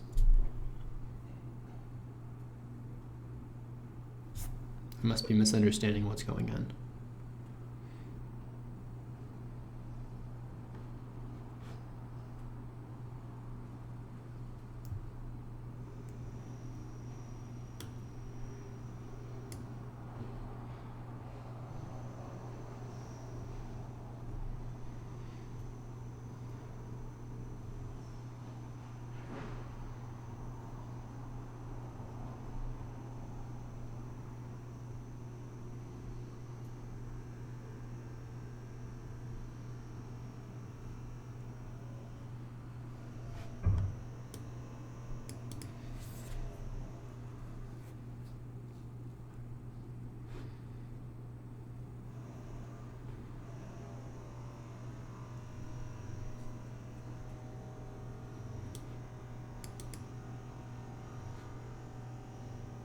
They're all different too, even.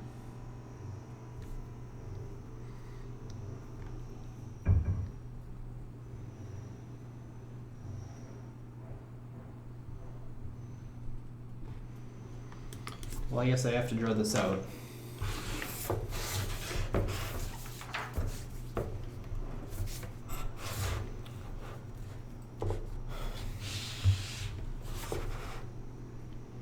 So they're saying 1 with 2, 3 with 4, 5 by itself, and 6 with 7.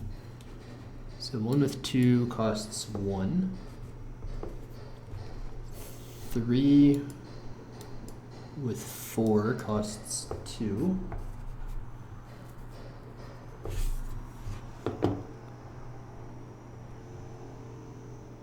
6 with 7 costs 3. So I buy that, sure. But in this group, 5 with 6 with 7 .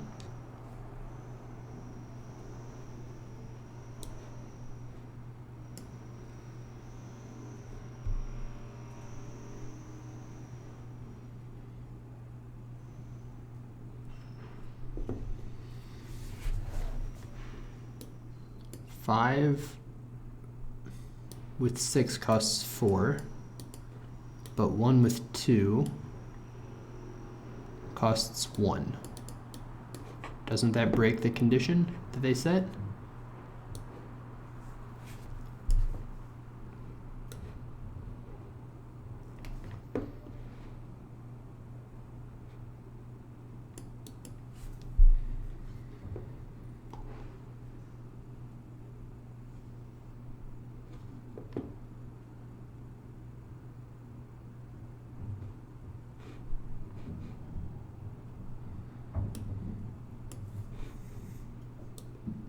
don't buy this.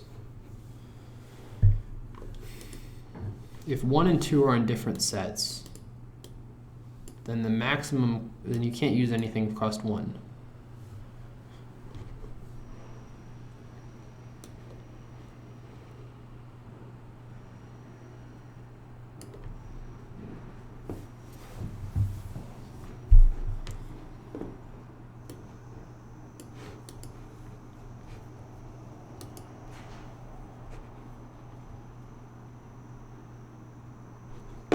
They're going to dislike me for asking the second question, but I don't think it's clear. So they're saying in this group, for every 2 pairs of computers, where the pairs are not of 2 things that are the same, and these first 2 things are in the same set, but the second 2 are in different sets, the first thing has to be less than the second thing. Well, in this pair, you're putting 5 and 6 together. The cost of 5 and 6 is 4. You're not putting 1 and 2 together, and the cost of 1 and 2 is 1. And 4 is not smaller than 1. What?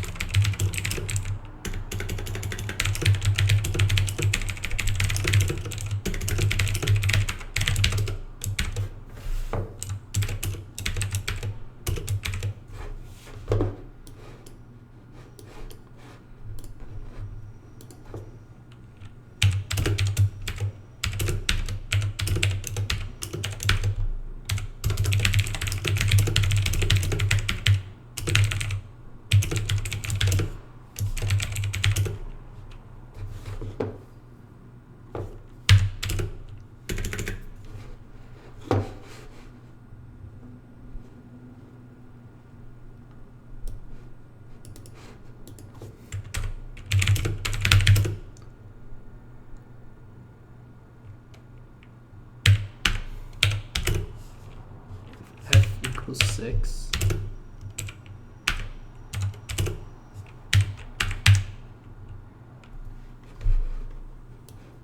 Oh, S, F, and X are all from the same set. Okay. Never mind, it was a stupid question. I know teachers sometimes say there's no such thing as stupid questions. There is such a thing as a stupid question. If you don't read the statement carefully, your question can be stupid. Okay.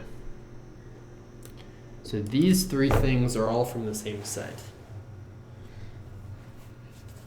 So what is this saying exactly? You can't have, like, you can't leave a set for cheaper than you could have without leaving the set.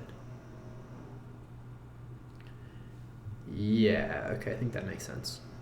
Like, if you're going to leave a set, it better incur a cost that you wouldn't have otherwise had. So, like, if you do Prim's algorithm, in other words, then you have, like, something going on there.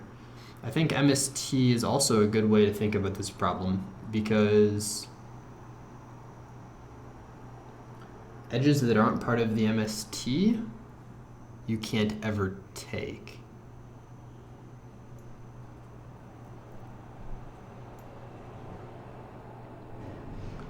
Yeah, MST edges are important.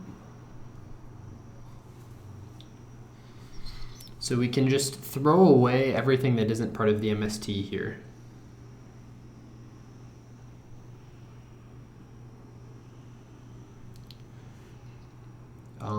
I don't think it's interesting to be considered. Oh wait, maybe it is.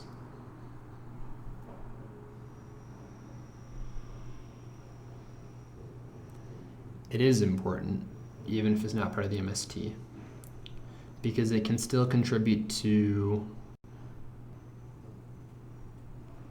this S and F.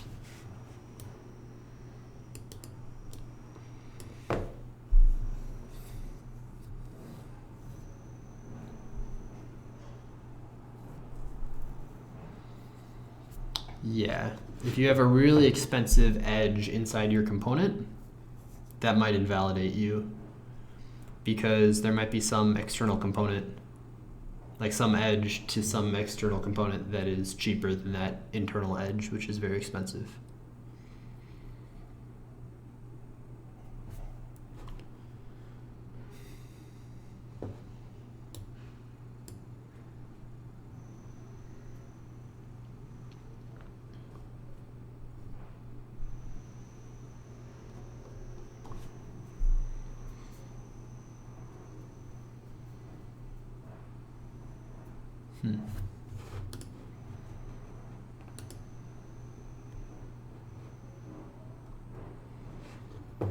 Okay, it hadn't updated, which is fine. How are my friends doing?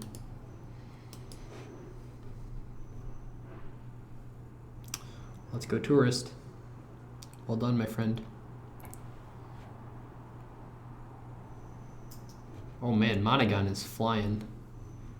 Is he gonna hit IGM soon? No, not really. It's fine.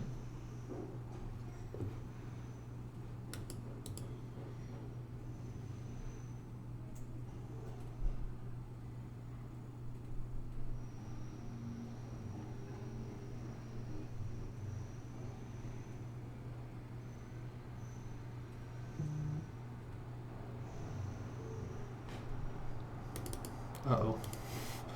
That's not good. Anderson, please. Okay.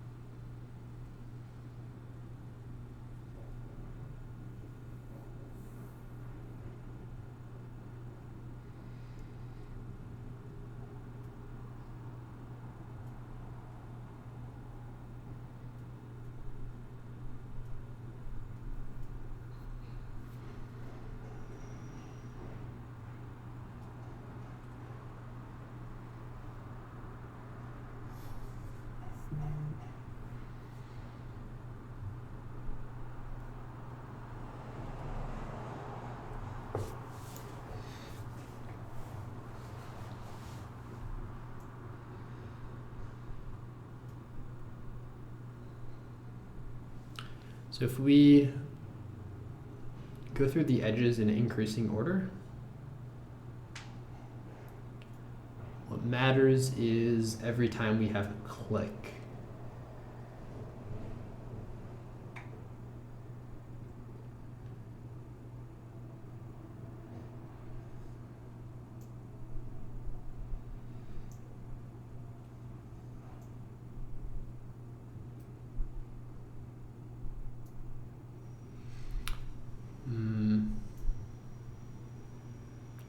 Wait, no, we've just proven that's not the case.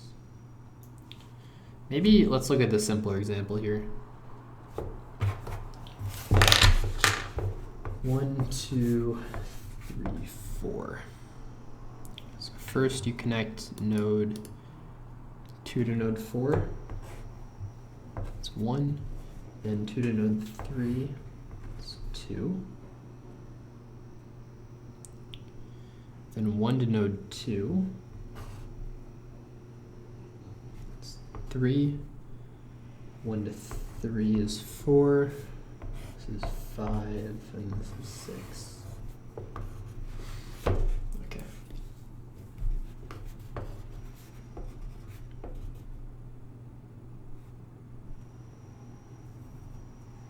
So there's one way to include everyone in 4 groups. That's fine. Well, this is incredibly boring. This is a boring example. Because the answer is just you can include all of the edges, you can include none of the edges, or you can include just the first edge.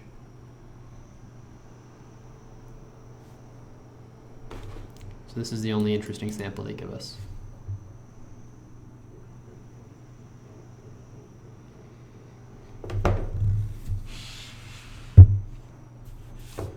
Maybe I'll draw that one out too then. So you have 1, 2 has a 1. That's all 1 can really match with. 3 and 4 can match with a 2.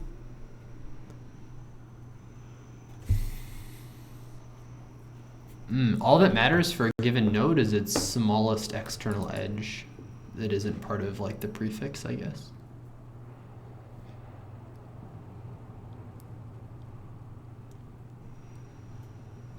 Yeah, the different components can have different like barriers to entry.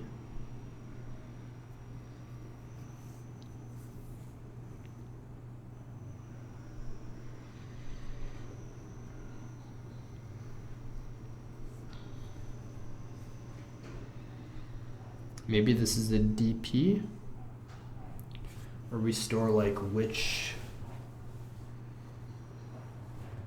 node we're at, maybe? It's tricky, there's a lot of stuff to keep in mind, but it might be simpler than you would think. Or maybe not. Let's finish drawing this out. Then you have 5, 6, and 7. So 5 to 6 is 4. 6 to 7 is 3. This is 5.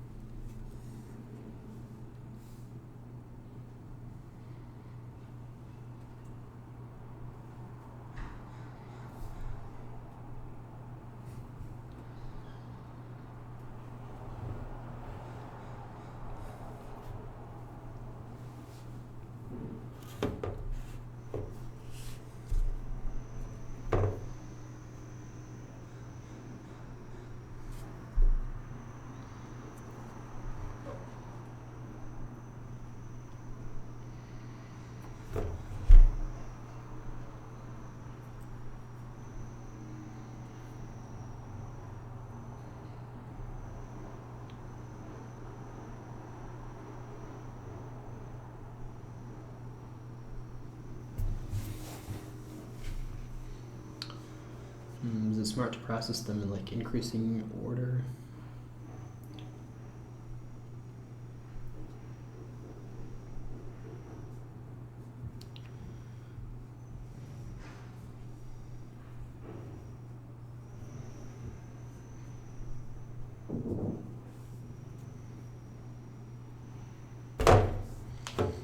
If you look at one node, the other nodes it might be part of are easy to determine.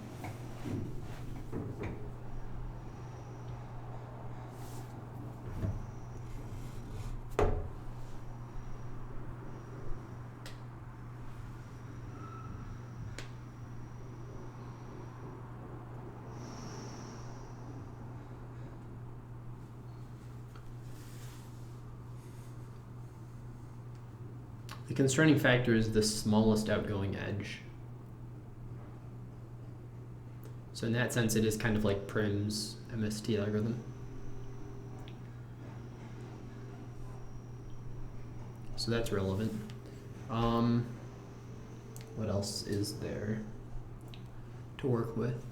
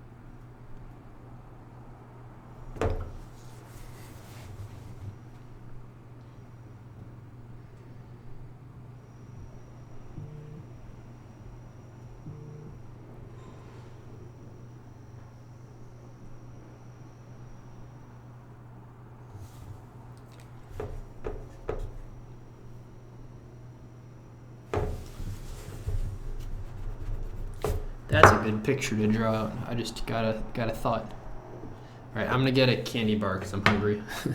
I did eat breakfast, but I need some more sugar in my brain. But I will be right back. And I also have an idea of an approach to this problem.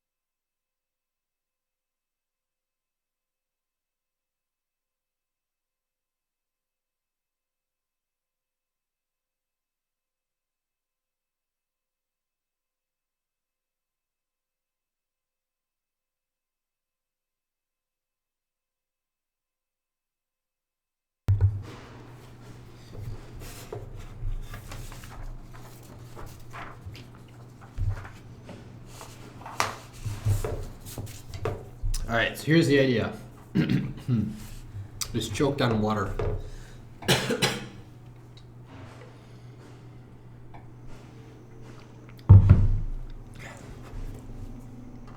Man, I am like, I don't know if it's, I don't know if it's possibly less competent than not being able to drink water, but, all right. So the idea is you consider for each node, if you ran Prim's algorithm from that node, what would be the one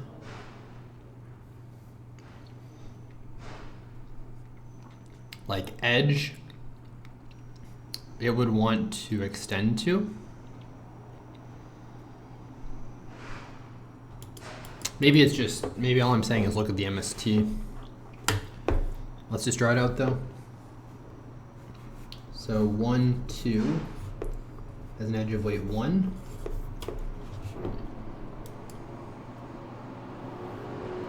Uh, 3, 4 has an edge of weight 2.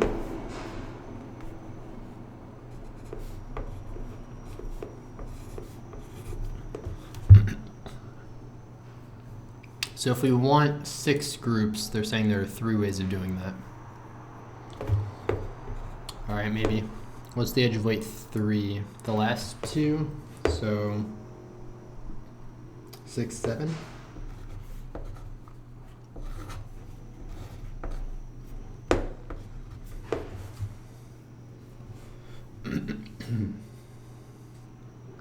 Yeah, that's true. So the 3 ways are we can take any of those 3 edges. All right, what happens from there? Now we have, oh, we can also take,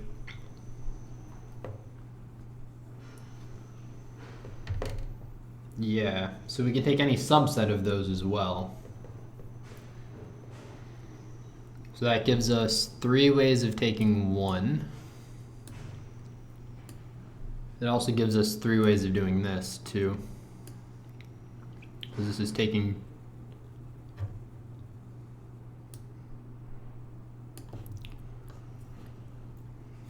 yeah, this is taking n minus 1. So there are 3 ways of doing that. Because we can pick any 2 of them. This next edge is also important. So this is 5 to 6. This is 4. So we can't immediately do anything with that because it would be too big. But then it makes a click. So once we have the click, then we can process it.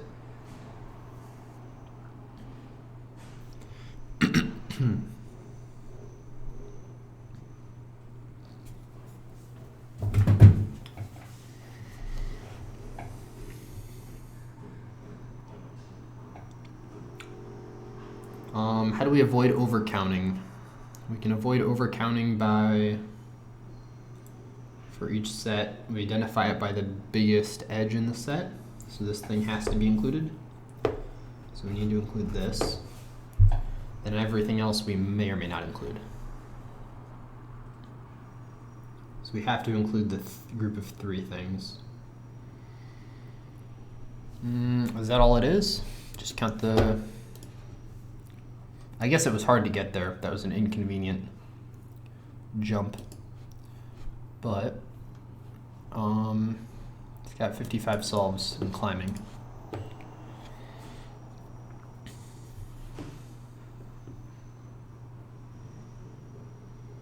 Yeah, I suspect that's it.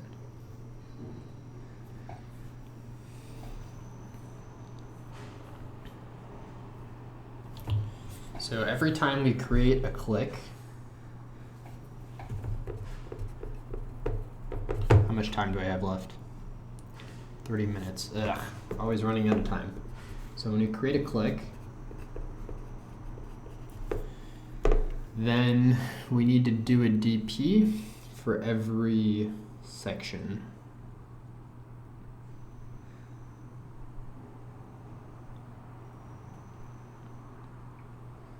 Oh, that's a problem though. What if we have...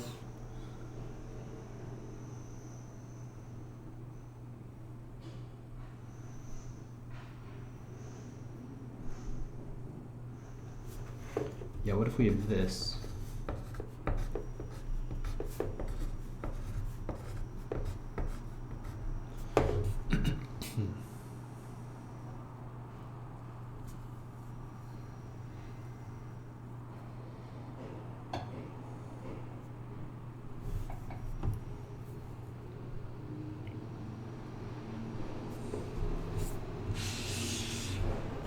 So this group we can take like 1, 2, and 3 maybe, and then 4, 5, and 6. So when we're in this group, we have to take this, sure. But then we can also take, if we want, this of size 1 or this of size 2. So a click needs to store, yeah, all of the times that it was relevant.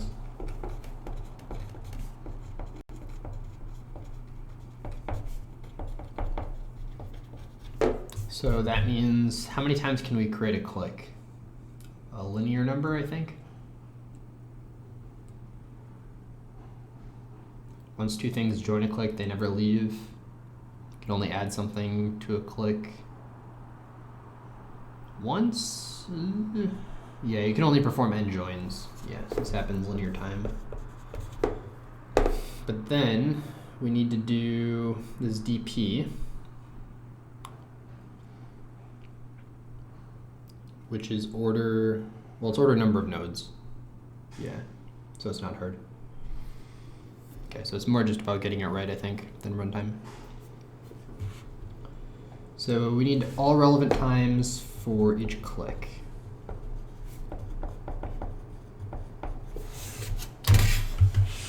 And then we do, once we have that, we can do,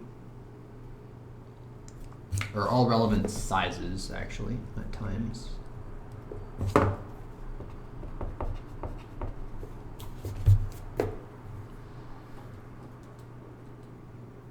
It's not sizes, it's number of components.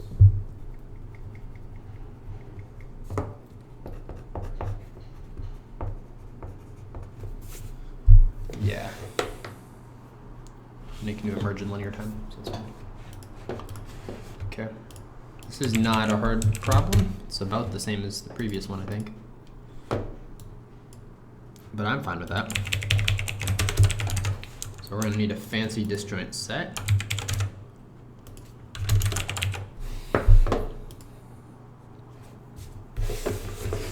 Do we even want a disjoint set, or should we just do this manually? We're also going to need an edge.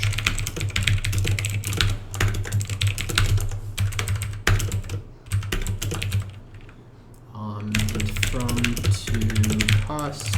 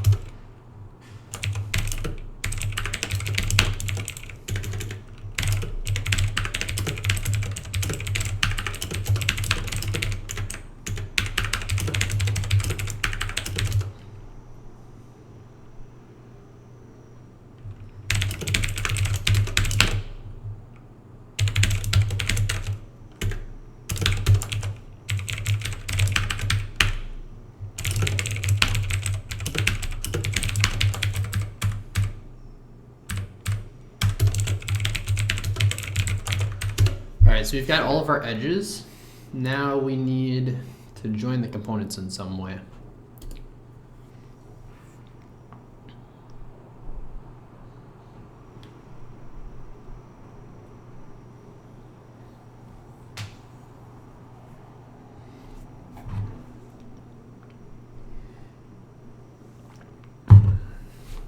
It's probably a good thing to have. Setting class component. So what do we care about? Int and nodes is 1 initially. The number of edges will be 0 initially. And then probably an array list of valid component numbers. Maybe a Boolean list of them? Boolean array. And components valid.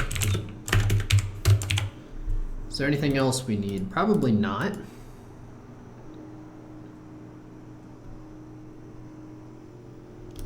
Maybe the component of the root. Like my root.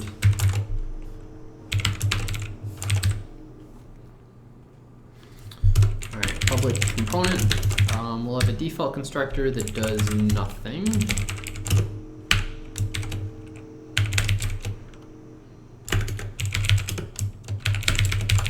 You can always have 1, you can have 0.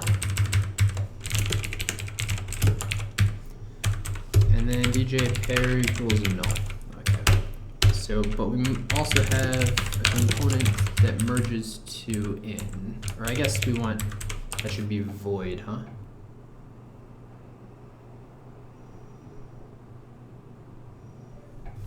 Well, public void add edge. Yeah, okay. So in this case, n edges plus plus. Public boolean is click. It's a click. Return n edges is equal to n nodes times n nodes minus 1 divided by 2. Then public void merge with some comp o if o dot n nodes is greater than n nodes, then o dot merge with this. So now we know that we are bigger.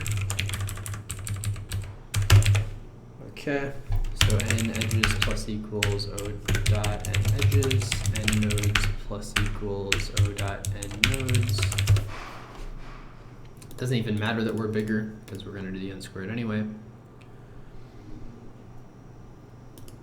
Do we need n squared over 64?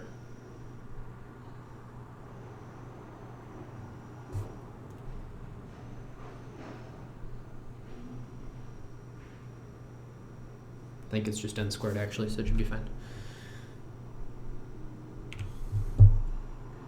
Yeah.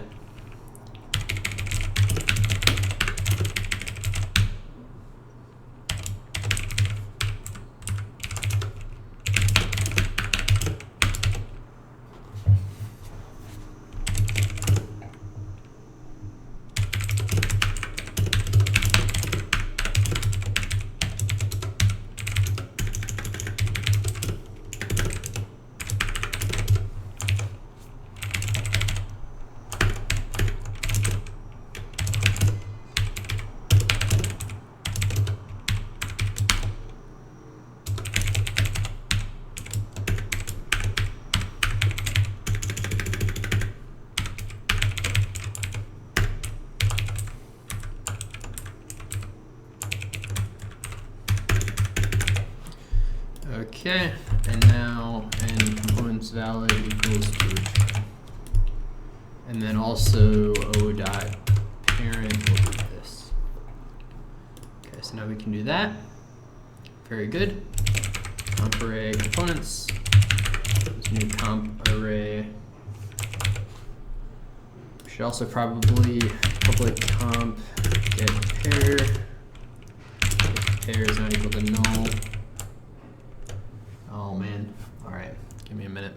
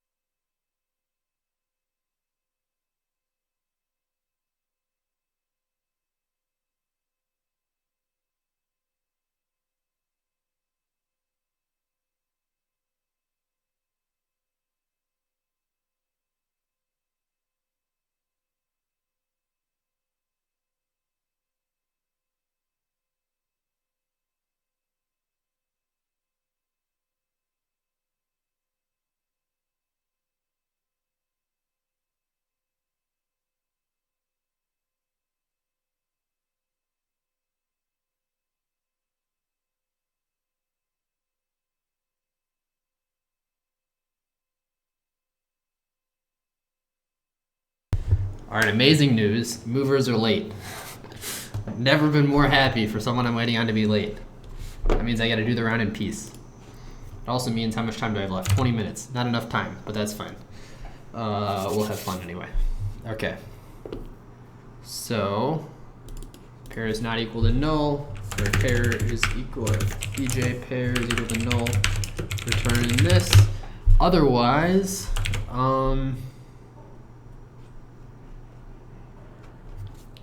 return DJ pair equals pair dot get. Okay. Cool. So we can do that. Awesome. Now we need to be careful here.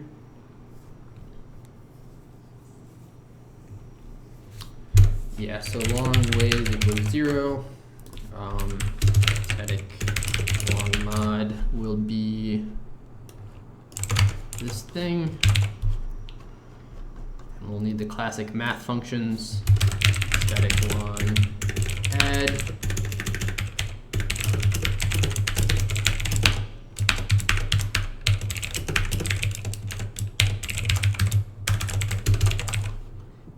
And subtract. I think that should be it. Okay, so now for edge E and edges. Okay, so we need a comp CA will be, oh, we also need the components.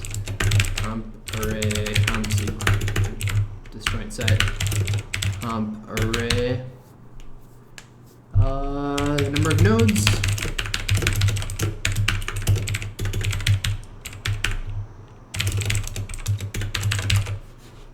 So now we have all of the components. Then for each edge, comp CA equals comps E dot I, or from, dot get parents. Come on, oh, they called this DJS.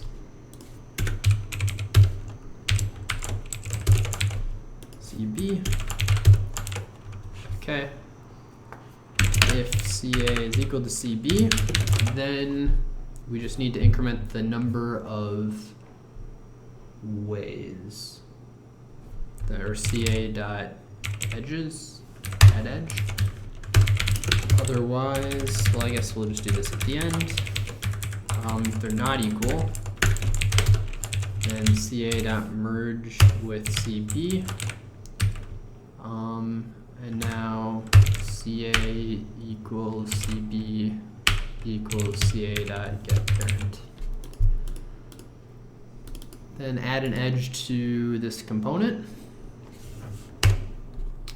And now we need to process it potentially.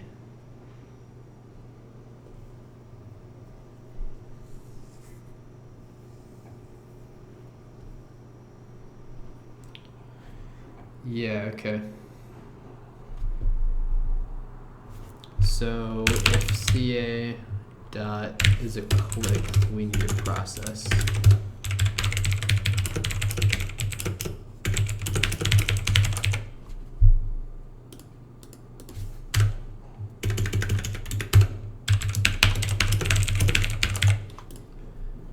Okay.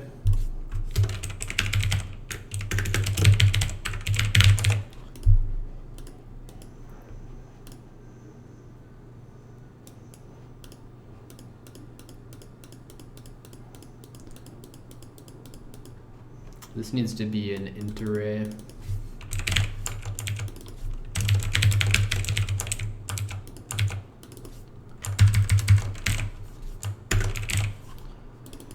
Zero ways, one ways.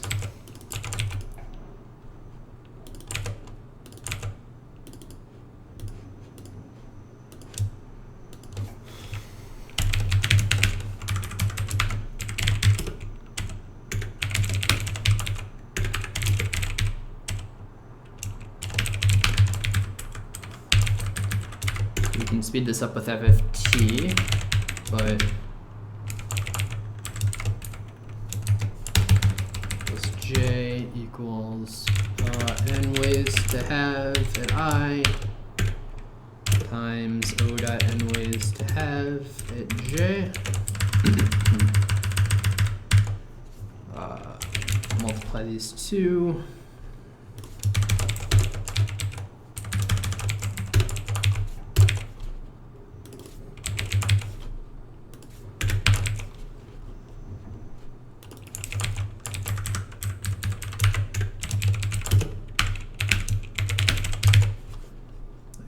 I don't think we actually need FFT though, if this is actually not happening that often.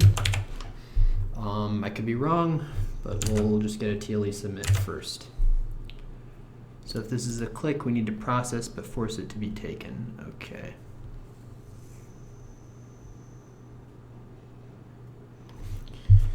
For comp C and VJS, C dot U, what did I call this?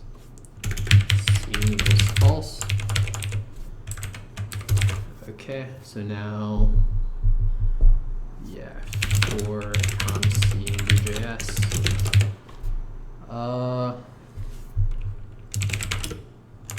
C equals C dot get pair. If C dot scene continue, C dot scene equals true.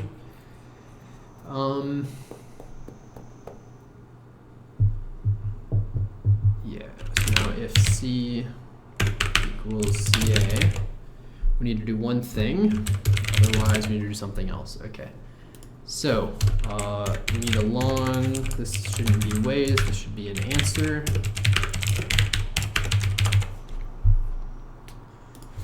And for I equals 1, I less than n I plus plus. This out answer I plus a space. That's fine, we don't need print writer. Okay, this needs to be a special case. So, long array width equals, well, this case width equals new long array, CA dot n nodes, and then width at +1. CA dot n nodes. Oh man, this is going to be too slow. Okay, well, we'll figure it out in a minute.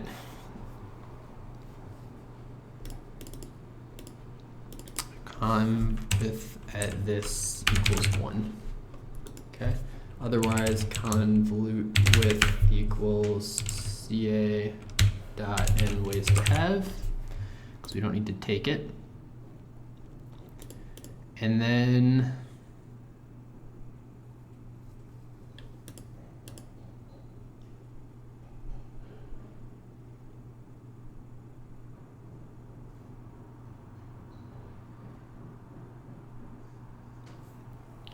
yeah. And we need to process everything.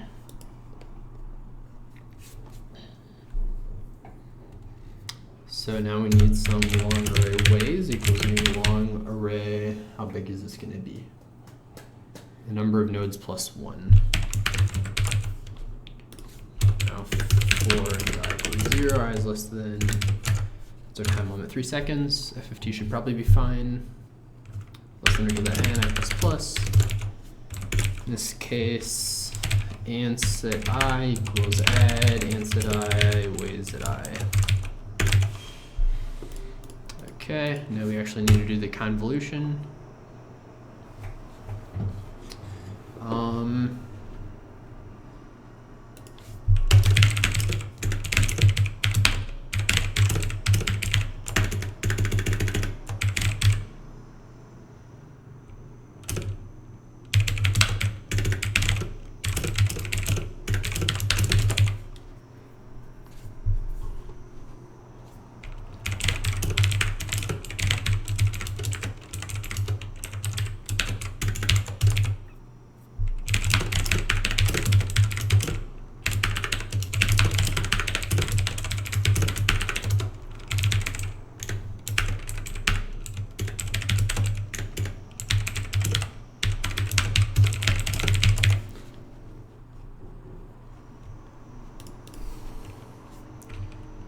so this is initially, we can get 0 but nothing more.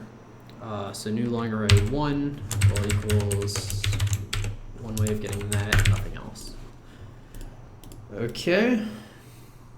Yeah, then we do some FFT here, so ways equals FFT ways with conv width.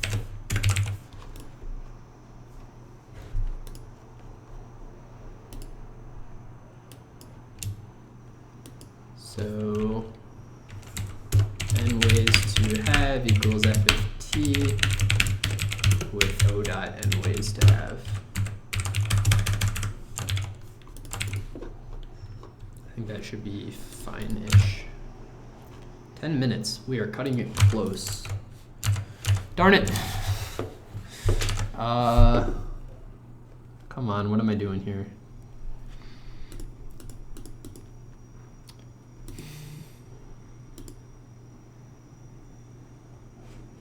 Should be off by just this one, but that's fine.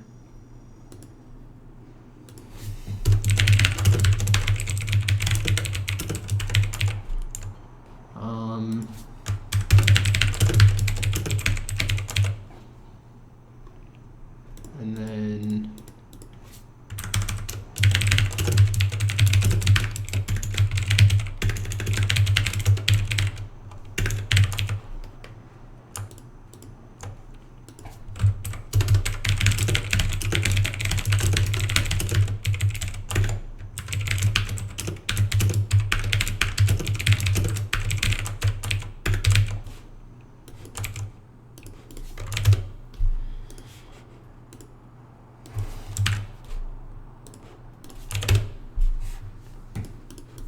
we're not checking clicks.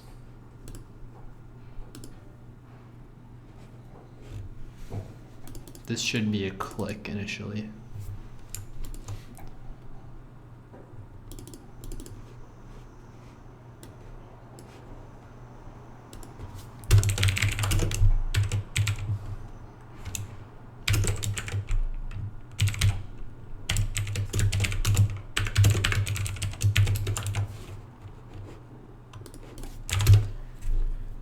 One node and one edge.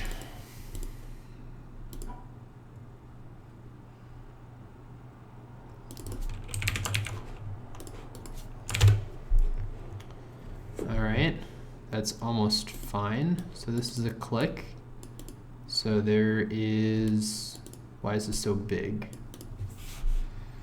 Shouldn't be this big, should be much smaller.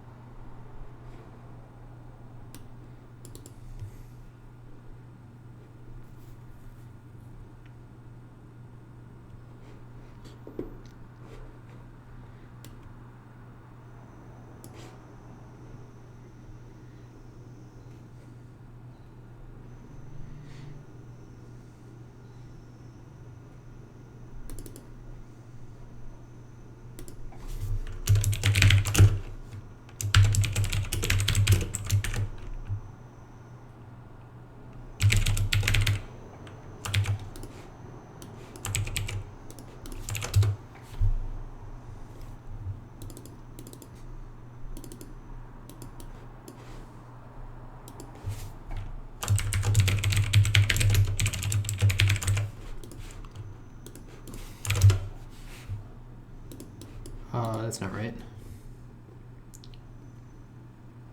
It's too big.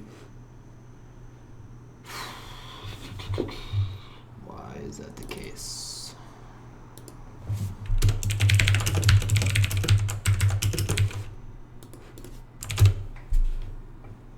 Case 1, case 2, and case 2.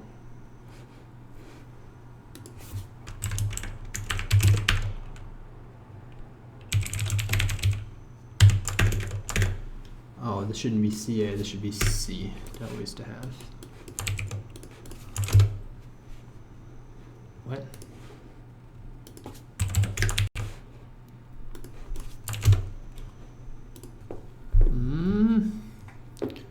What are you doing to me?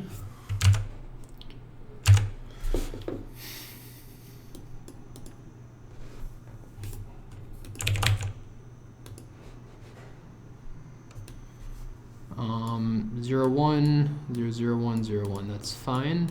Okay.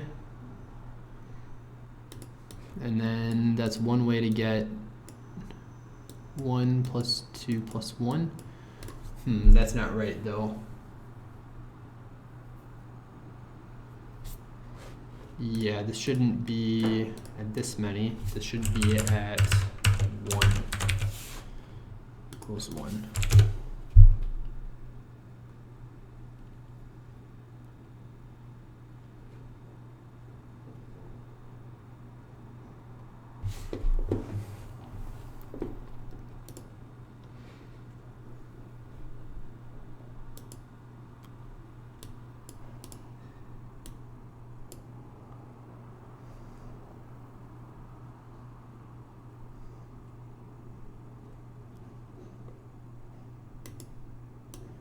This plus this is not 3. Is my FFT broken? How can my FFT be broken? It's like 3 lines. Where's my FFT?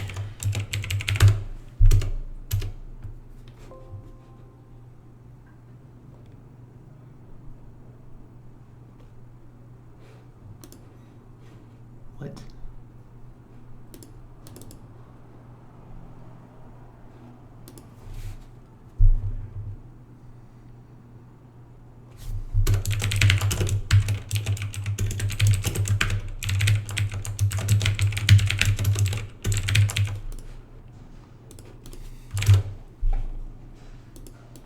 Zero, 1, yeah, this convoluted with this is not this.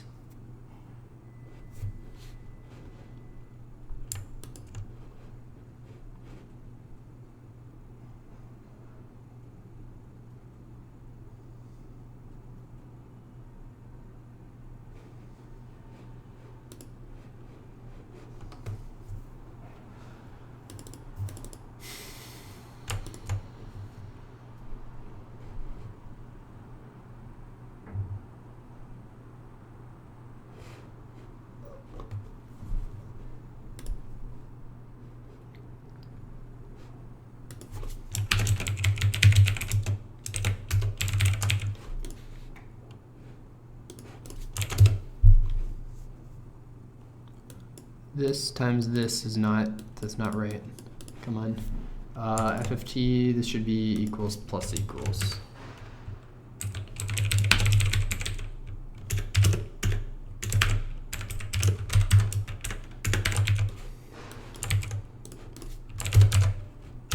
Three minutes, man. Okay. Okay, and now, okay. And at n plus plus.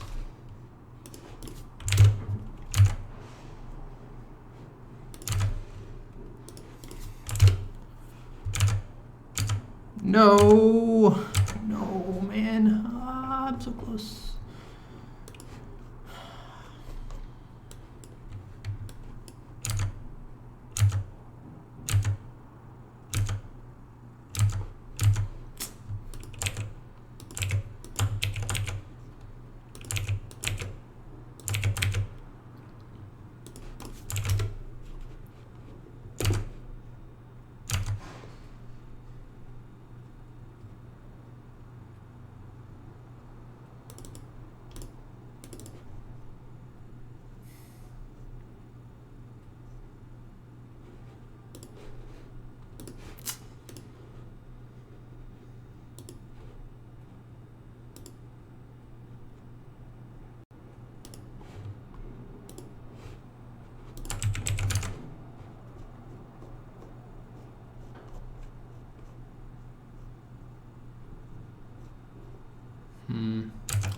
Man, this doesn't even work.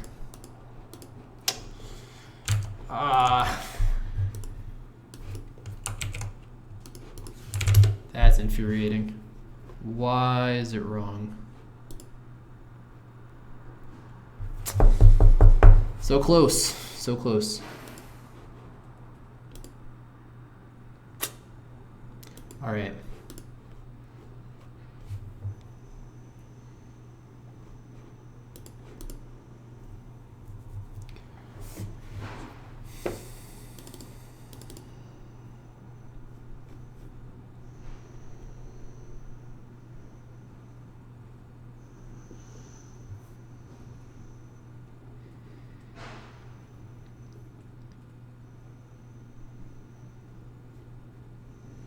Is it another less than n like last round? Yeah, I don't know. I don't know how to fix it, and I'm out of time. And I don't have. I need big boy FFT, unless this works. But yeah, I'm not passing the sample. I am wrong somehow. Could be my logic. That's possible.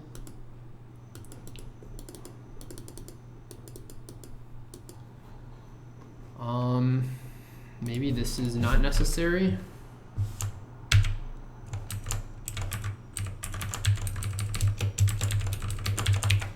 What if I do this? It's just kind of a Hail Mary. Yeah, okay, I thought so. Wait, that isn't what should happen.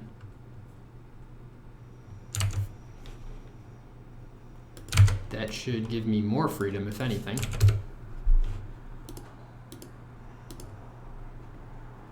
Yes, okay, well I see the problem. I'm out of time though. The problem is that n ways to have it 1 equals 1.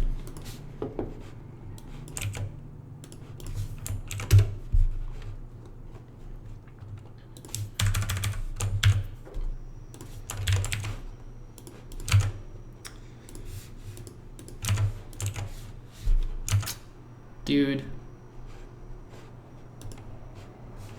They're not gonna let me submit, are they?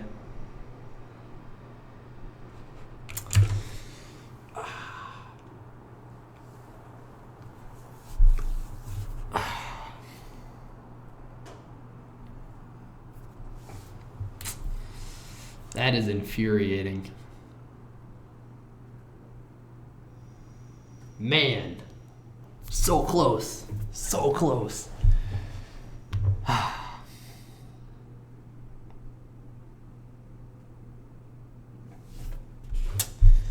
Dude, this is it. Got the solution.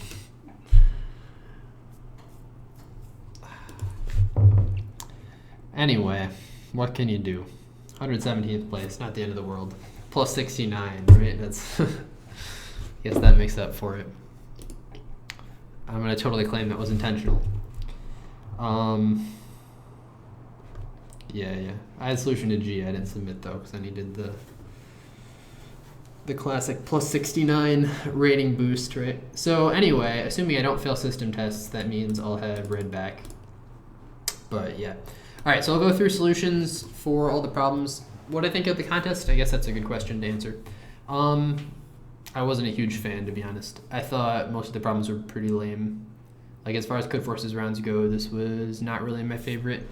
Many of them were just like difficult to understand, and I don't think that made it helpful. And then B was broken, which was just like very confusing as far as scoreboard goes. And also like if you look at the scores, most of the people who compete don't really do, like, what is this? Probably 70 or 80% of the people only focus on A, B, and C during the contest.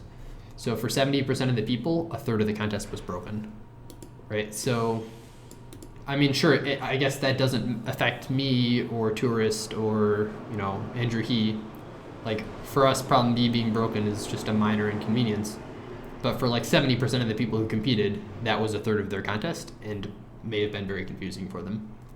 So I think in that sense, A, B, and C are like the most important problems because they affect by far the most people. Now it's important that the set has good balance on the high end as well, because that's what people like strive to and upsolve and stuff like that. It looked like it was reasonable enough. Yeah, I can't comment on these two problems, but everything but the last two is all solid, I guess. But yeah, okay, so let's talk about the problems.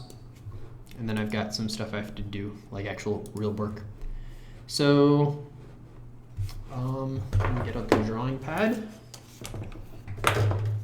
In problem A, you've got 3 sequences, and you want to pick elements from each sequence so that you get a corresponding, like, you get, like, you want to make a new array, basically. Let me just draw it out. And for each element in the array, you want to pick either the first array, the second array, or the third array. And you want to do that in such a way that, hello, what's going on here? Dear Microsoft, please remove this pop-up. Thank you. Okay, I'll wait just a moment. How can I help you, Microsoft? What's going on? All right, anyway, here's the problem. So you've got 3 arrays. For each position, you want to pick one element from one of those 3 arrays. And then you want to do that so that no adjacent elements in your final array will be the same as each other. So I guess we'll use paint since whiteboard is not happy today.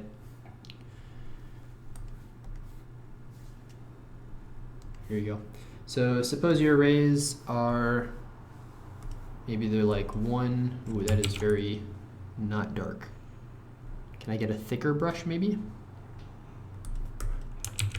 So your arrays are like 1, 2, 3, and 3, 1, 2. And they guarantee that for these 3 arrays, the same position will be different for each of these. So basically, what you have is some array where you have a bunch of positions. For each of these positions, you have 3 different choices. The important thing to notice is for each position, there are two like constraints on that position. It can't be the same as the thing right before it or right after it. So really, if it has 3 different options, then you're fine. There's always a way of doing it. Because whatever those 2 things are, you can leave those how they are, and then you can fix yourself in order to not conflict with either of them. So basically what you can do is just place each of the positions in order from left to right. First position, you can just do whatever. Then for everything except the last position, so for all of these positions here, you can just do one of the numbers that doesn't match the previous number. Then finally, for the last position, you can't match the previous number or the next number. So you have 2 constraints, and since you know your 3 numbers are different, you just pick whichever one of them satisfies both of those constraints. So yeah, that's the idea for that problem. So I guess let's look at the code for that, for problem A. Problem D got time limit exceeded test 10, sir. Well done, sir. All right, so for this problem, you get your 3 arrays, A, B, and C. And you also have your answer array. Then for the first element, yeah, you just do this. For all of the elements that aren't the last one,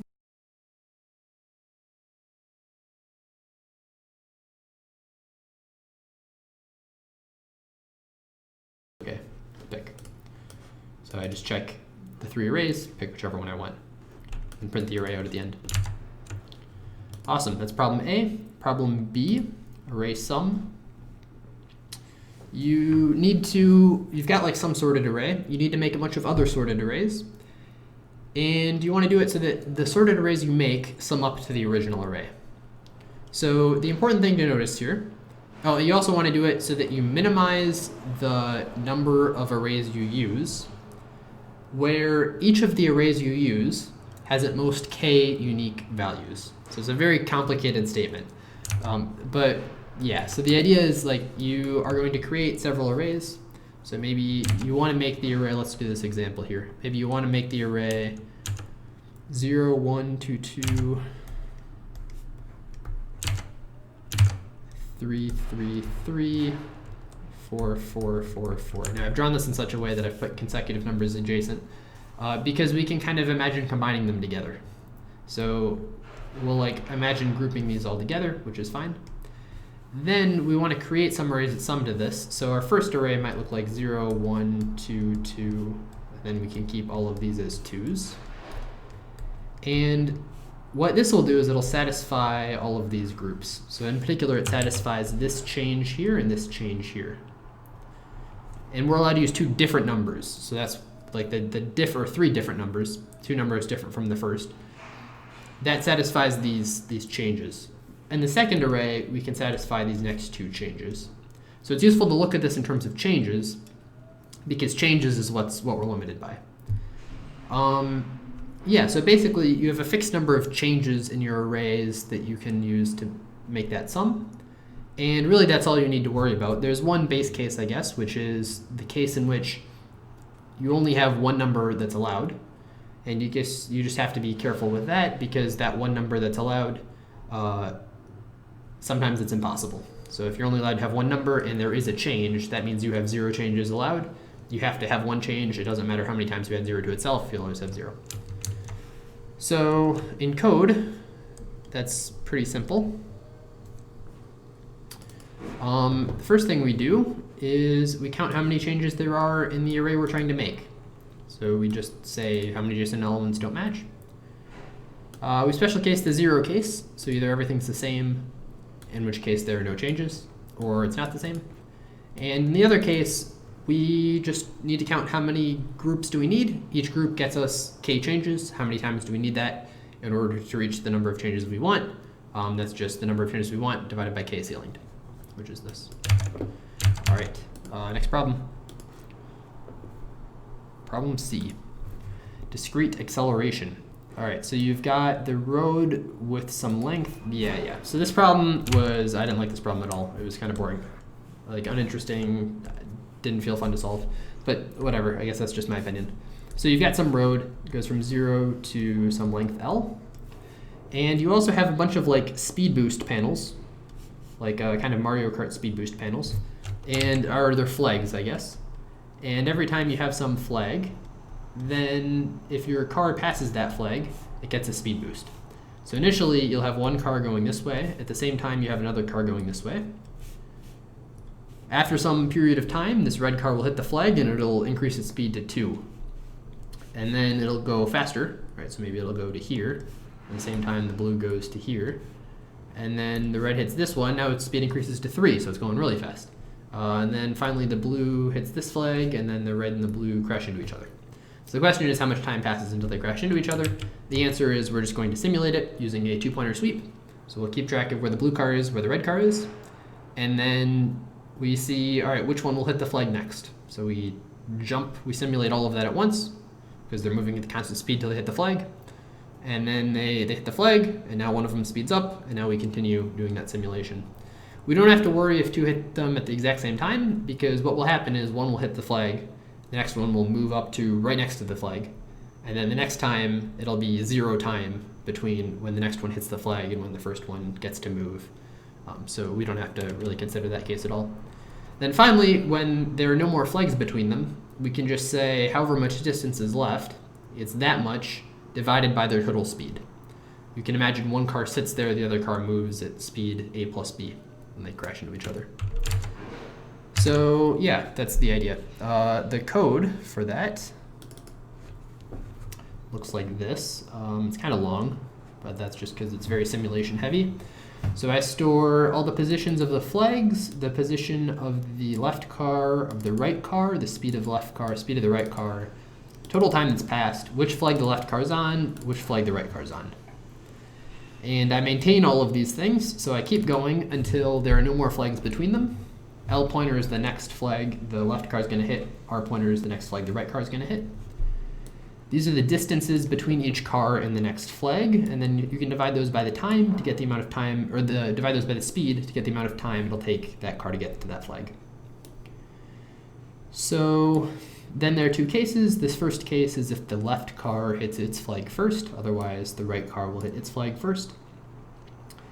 And you can figure out which one's faster, and then you just need to maintain the total time that's passed, the position of the other car, the position of the first car, just it's at the flag after it moves.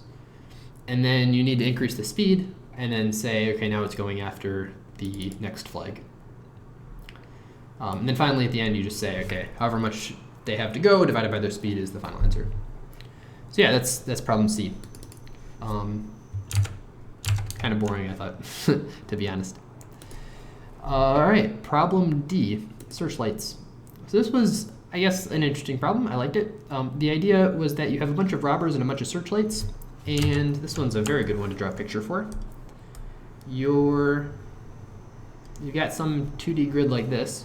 You've got a bunch of robbers on this 2D plane. We'll just draw two of them. You also have a bunch of these positions like this. And each of these are like some searchlight areas. So maybe you have these here. And they all are like boxes that go from the origin to some top right corner. And they include everything in that area. So now you're going to move all of the robbers in some pattern. Maybe you move them all right, right, right, and then up like that, and then up a second time. So if you do that, then they're all able to escape the searchlight area. But it's a bit tricky because like neither of these paths would be optimal for either robber. It's kind of it's kind of confusing in that sense because this robber wants to go just to this position. This robber probably wants to go just to this position. But together, if either of them did that, the other one wouldn't be safe yet. The first one has to go more right than the second one. The second one has to go more up. So yeah, so how do we handle that? Well, one thing we can do is we can imagine taking this entire picture and superimposing a bunch of copies of it on top of each other, where each copy shows for some robber, if you make this the origin, what does the picture look like? So like you can imagine, if we do that, we'll have this constraint here. This will be what that robber sees, this area here. And you can imagine if I took a picture of this and then I pasted it on top of this right here, you would get some stuff that looks like this. So you'd have this robber here in one picture, the other robber here in the other picture. One picture you'd have some buildings that look like this maybe. The other picture you'd have the same buildings, but they'd be shifted over. So maybe they'd be shifted like this. And then, yeah, maybe like that. So now the question is, we have to satisfy all of these constraints, which is now we just have a single picture where our only robber is at the origin. And that's the idea. So for each robber, we'll look at all of the buildings. Each of those buildings create some constraints for that robber. More formally, like if you have this robber here, the constraint is you have to go at least, like, you've got this border here that you have to worry about. So you can look at all the buildings and say, okay, what constraints do these impose on that robber? We can do that just by looking at this vector here. So the vector from the robber to the corner of the building. Those are the important ones. And for this other robber, we have these other two constraints as well. So if we have to satisfy all of these constraints, we can put them all in one picture and then use that picture. Once we've done that, we have a much simpler version of the problem, which is just, we have the origin, we have a bunch of constraints like this. Maybe we have some that are just unhelpful at all, something like this. We want to know what's the closest point we can get to that's not in any of these rectangles. So in order to solve this, once we're at this part of the problem, we can do a sweep from right to left, like this. And we'll keep track of what is the highest y-coordinate that we're not allowed to go below. So initially, we'll hit this event here, and then we're like, okay, well, you can go here if you want, or you can stay above this y-coordinate forever when you go to the left. So we keep track of both of those, consider this possible answer. Then we go to the left, we'll see this, and we're like, okay, well, we can stop at this x-coordinate and then the first y-coordinate, which would be here. but we don't necessarily, or I guess one more than this x coordinate, so we can stop right here at one more than the first y coordinate. Or we can continue, and then we continue with our max y being the higher of this y and this y, going to the left. Then we see this tower here, and then we're like, okay, we can stop one before this x, one before our previous y, or we can continue with this being our new highest y. And we see this, we're like, okay, we can continue, we can stop here, or we can continue like this. And you just consider all of those answers for whichever one's best. Yeah, that's the idea. So I guess code time. So we've got a bunch of robber positions, and then I make all of these constraints. So these rectangles that I'm looking at, this array of rectangles is all of the rectangle constraints, which is each rectangle that we're given minus each robber. So there are n squared constraints. Now that sort should work. It should be fine. For whatever reason, it TLE'd for me, so I had to do some silly optimizations, which were basically, I abused the fact that there aren't that many x coordinates, so you don't need to compress them. If you don't compress them, you don't have to sort, so it's faster, which is just kind of ridiculous, but I guess that works. If they really want to be like that, they can enforce it. So yes, they enforced it, and this works. Highest is just like, at a given x, what's the highest y that matters? Initially, it's -1 because there aren't any constraints, but as you insert constraints, you have to go above certain buildings, and you just do the same sweep from right to left. Okay, that's problem D. Hopefully that explanation was helpful. Okay, problem E. How many more do we have left? We have E and F, right? And G. Okay, avoid rainbow cycles. So yeah, this problem was very difficult to explain and kind of difficult to understand as well. But basically, here's the gist. You have a bunch of different colors. You also have a bunch of different nodes. And for each color, you have some click. So you have a set of nodes, all of which are connected to each other. You can remove some node from some click by paying a certain cost, which is equal to the sum of like some cost you have to pay for that node, plus some other cost you have to pay for that color. And that's the idea. So now what you want to do is make it so that there are no cycles in this graph, which consist of edges that are all different colors. So it's okay to have a cycle within a click, but it's not okay to have a cycle of things with different colors. Okay, this is all very confusing. Let's draw a picture because that will be easier to understand. So suppose you have nodes 1, 2, 3, 4, and 5, and then your color red has nodes 1, 2, and 3. So you connect all pairs within 1, 2, and 3. Maybe your color blue has these 4 nodes, so you would have something that looks like this. And then maybe color green just has the color 1. So green doesn't have any edges. So you want to make it so there are no rainbow cycles. In this case, there is a rainbow cycle. I'll draw out rainbow color. You can go from 1 to 3, and then you can go from 3 back to 1. One of those used a blue edge, one used a red edge. So that's a rainbow cycle. So this is a pretty unhelpful way of looking at this graph. A more helpful way would be, we have this color blue, right? We can just make a blue node. We can make a red node, and we can make a green node. Then we can also make our 5 colors. And now the edges that we have will be, you can connect 1 to blue. You can connect 1 to 2, or you can connect 1 to red. And you can connect 1 to green. You can also connect 2 to red and blue. You can connect 3, or 2 only connects to red, sorry, excuse me. 3 connects to red and blue. And then 4 and 5 just connect to blue. So now you have this cycle here. Now, if something's a rainbow cycle, what you can notice is it's just a cycle in this new graph.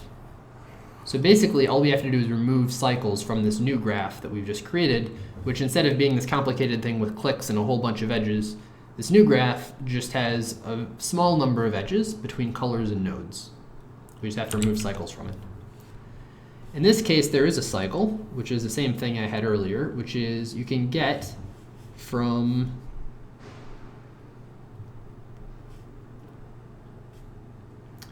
one to red to 3 to blue to 1. So there's a cycle right there. We want to remove edges from this new graph so that there aren't any cycles, and we want to do that for the minimum total cost. Well, we can do that pretty easily. The way we want to remove edges is basically we want to keep the expensive edges and remove whichever ones are cheaper.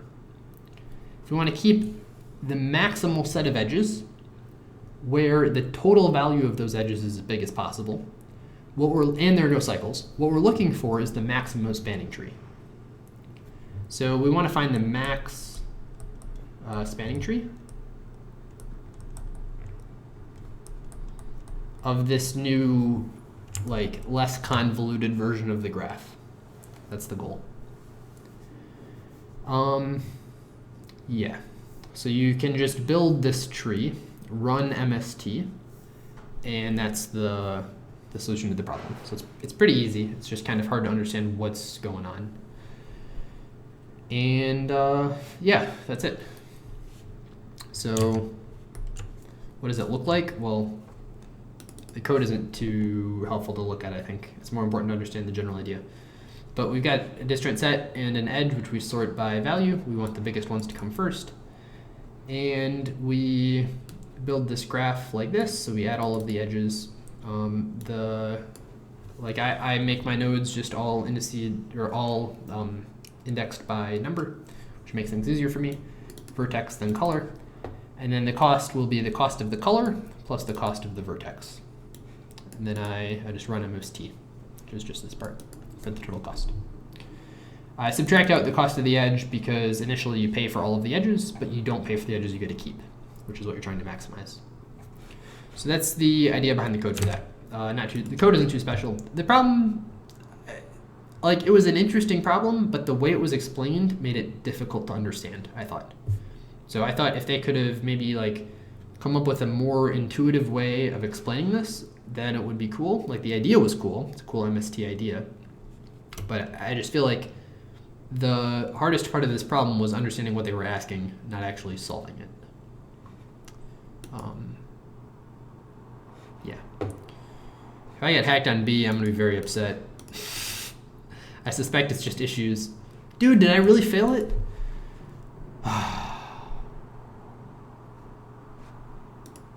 Really? Come on. Come on, man. What?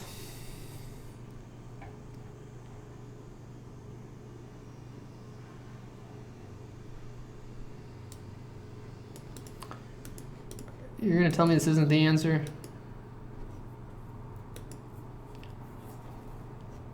I'm upset. Am I not getting my red back because of this again?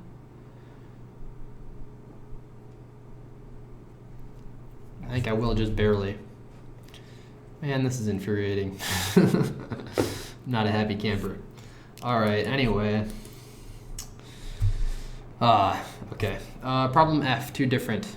So, okay, what's the problem? The problem is, again, kind of difficult to understand, but you've got some magical function which takes in two numbers. Depending on those two numbers, it can return some other number. So for the same input, it'll always return the same output, but what that input is can be arbitrary. So they can make it as antagonistic as possible. Yeah, that's the idea. So what you want to do is make it so that you can do a bunch of operations on the array without knowing what this function is, so that after you've done all of them, the array contains at most two different numbers. Okay, how do you do it? Well, here's the idea. Let's first solve it for a power of 2, so that if you have a power of 2, you make it all one number. And the solution to that is pretty simple. So if you have 1, 2, 3, 4, yeah, we'll do this. you can combine 1 and 2. If you do this operation 1 and 2, they'll both become some new number. Maybe it's 5. Then you can combine 3 and 4. They'll both become the same new number. Maybe it's 6. Now you can combine 5 and 6 twice. It doesn't matter what it will become. It might become some new number, but it'll be the same because the function is deterministic. So in this case, these will both be 6, and these will both be 6. So if you do something like that, you can always get any power of 2 to be all the same number. What exactly am I doing here? Well, basically, this is a jump of size 1. This next one is a jump of size 2. You can continue doing a jump of size 4. So if we had groups of size 8, the next thing we do is jumps of size 4. We do 4 of them, offset by 1 each. And that would get us all groups of things that are all the same value if n is a power of 2. Now, n is not a power of 2, but to make things better, we don't need everything to be the same. So what this did was for any group of some numbers, we can turn any power of 2 range into the same thing by doing this operation. Well, if instead of 4 things, we've got like 7, what we could do is turn these 4 things all into the same element, and then we could turn the last 4 things all into the same element. After we've done this, there are most 2 different elements in the array. Whatever these first 3 were initially, whatever these ones were initially. And that's one way of doing it. The code for that is pretty simple.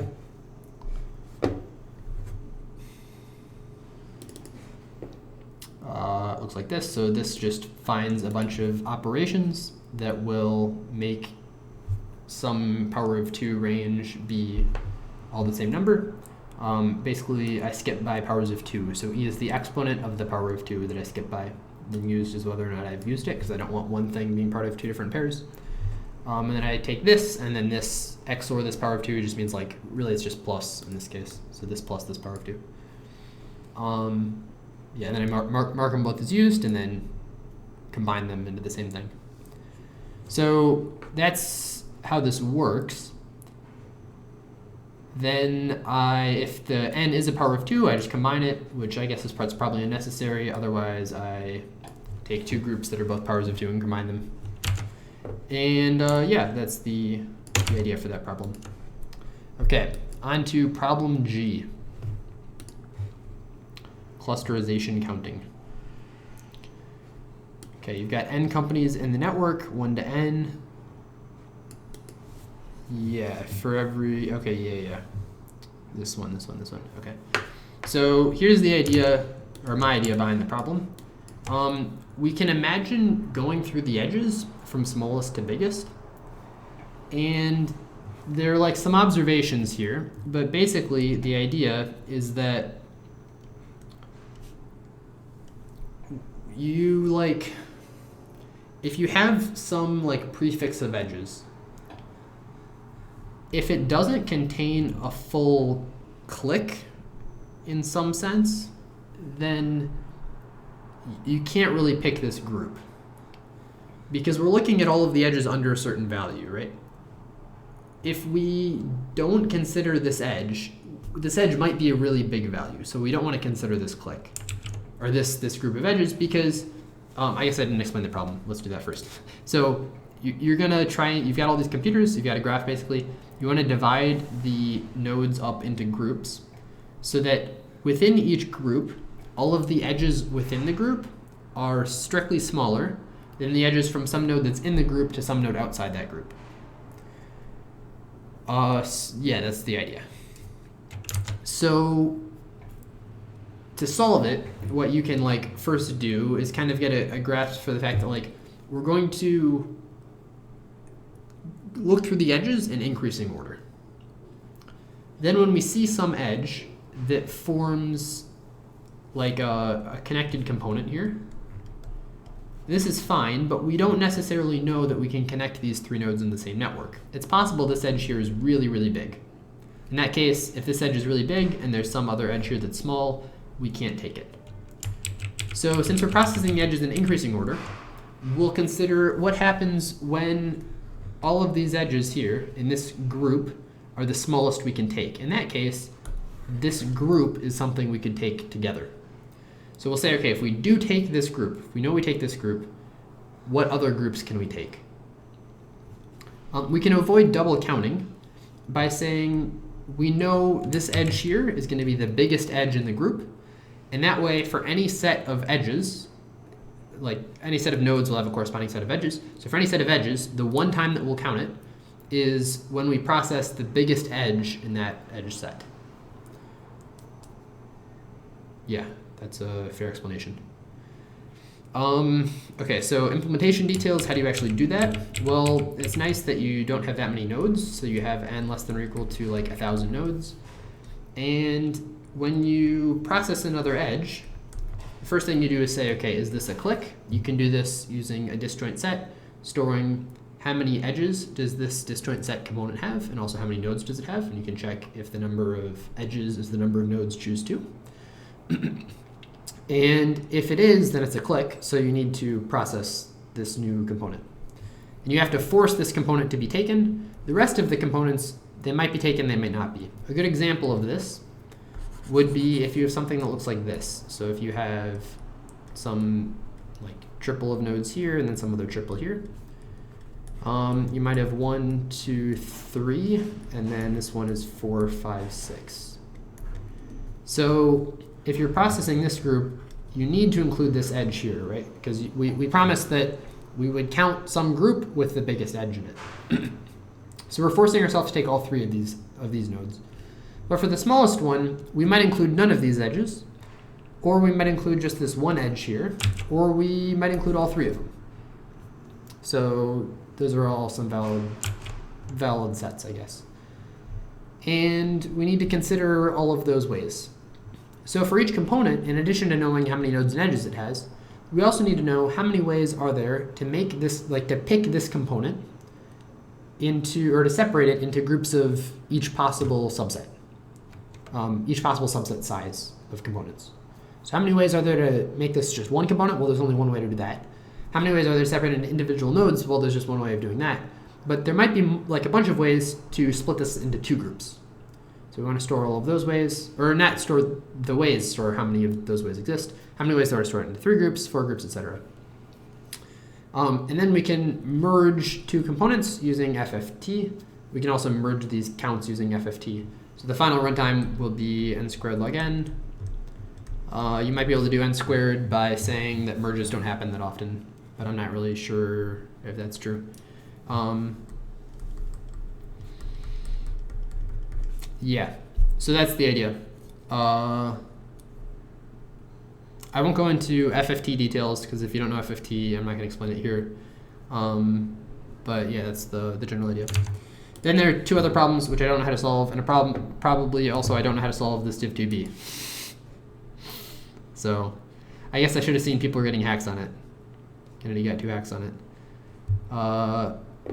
Yeah, but dude, this kills me. Why can people not just put this in the data? Anyway, oh well. Are my final standings, how'd I do?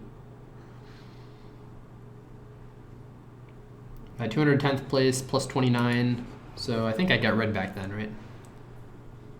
Yeah, I should have just gotten red back. Despite failing system tests, 2 contests in a row. Well, anyway. I thought it was a fun contest. I had fun. Hopefully you enjoyed it as well.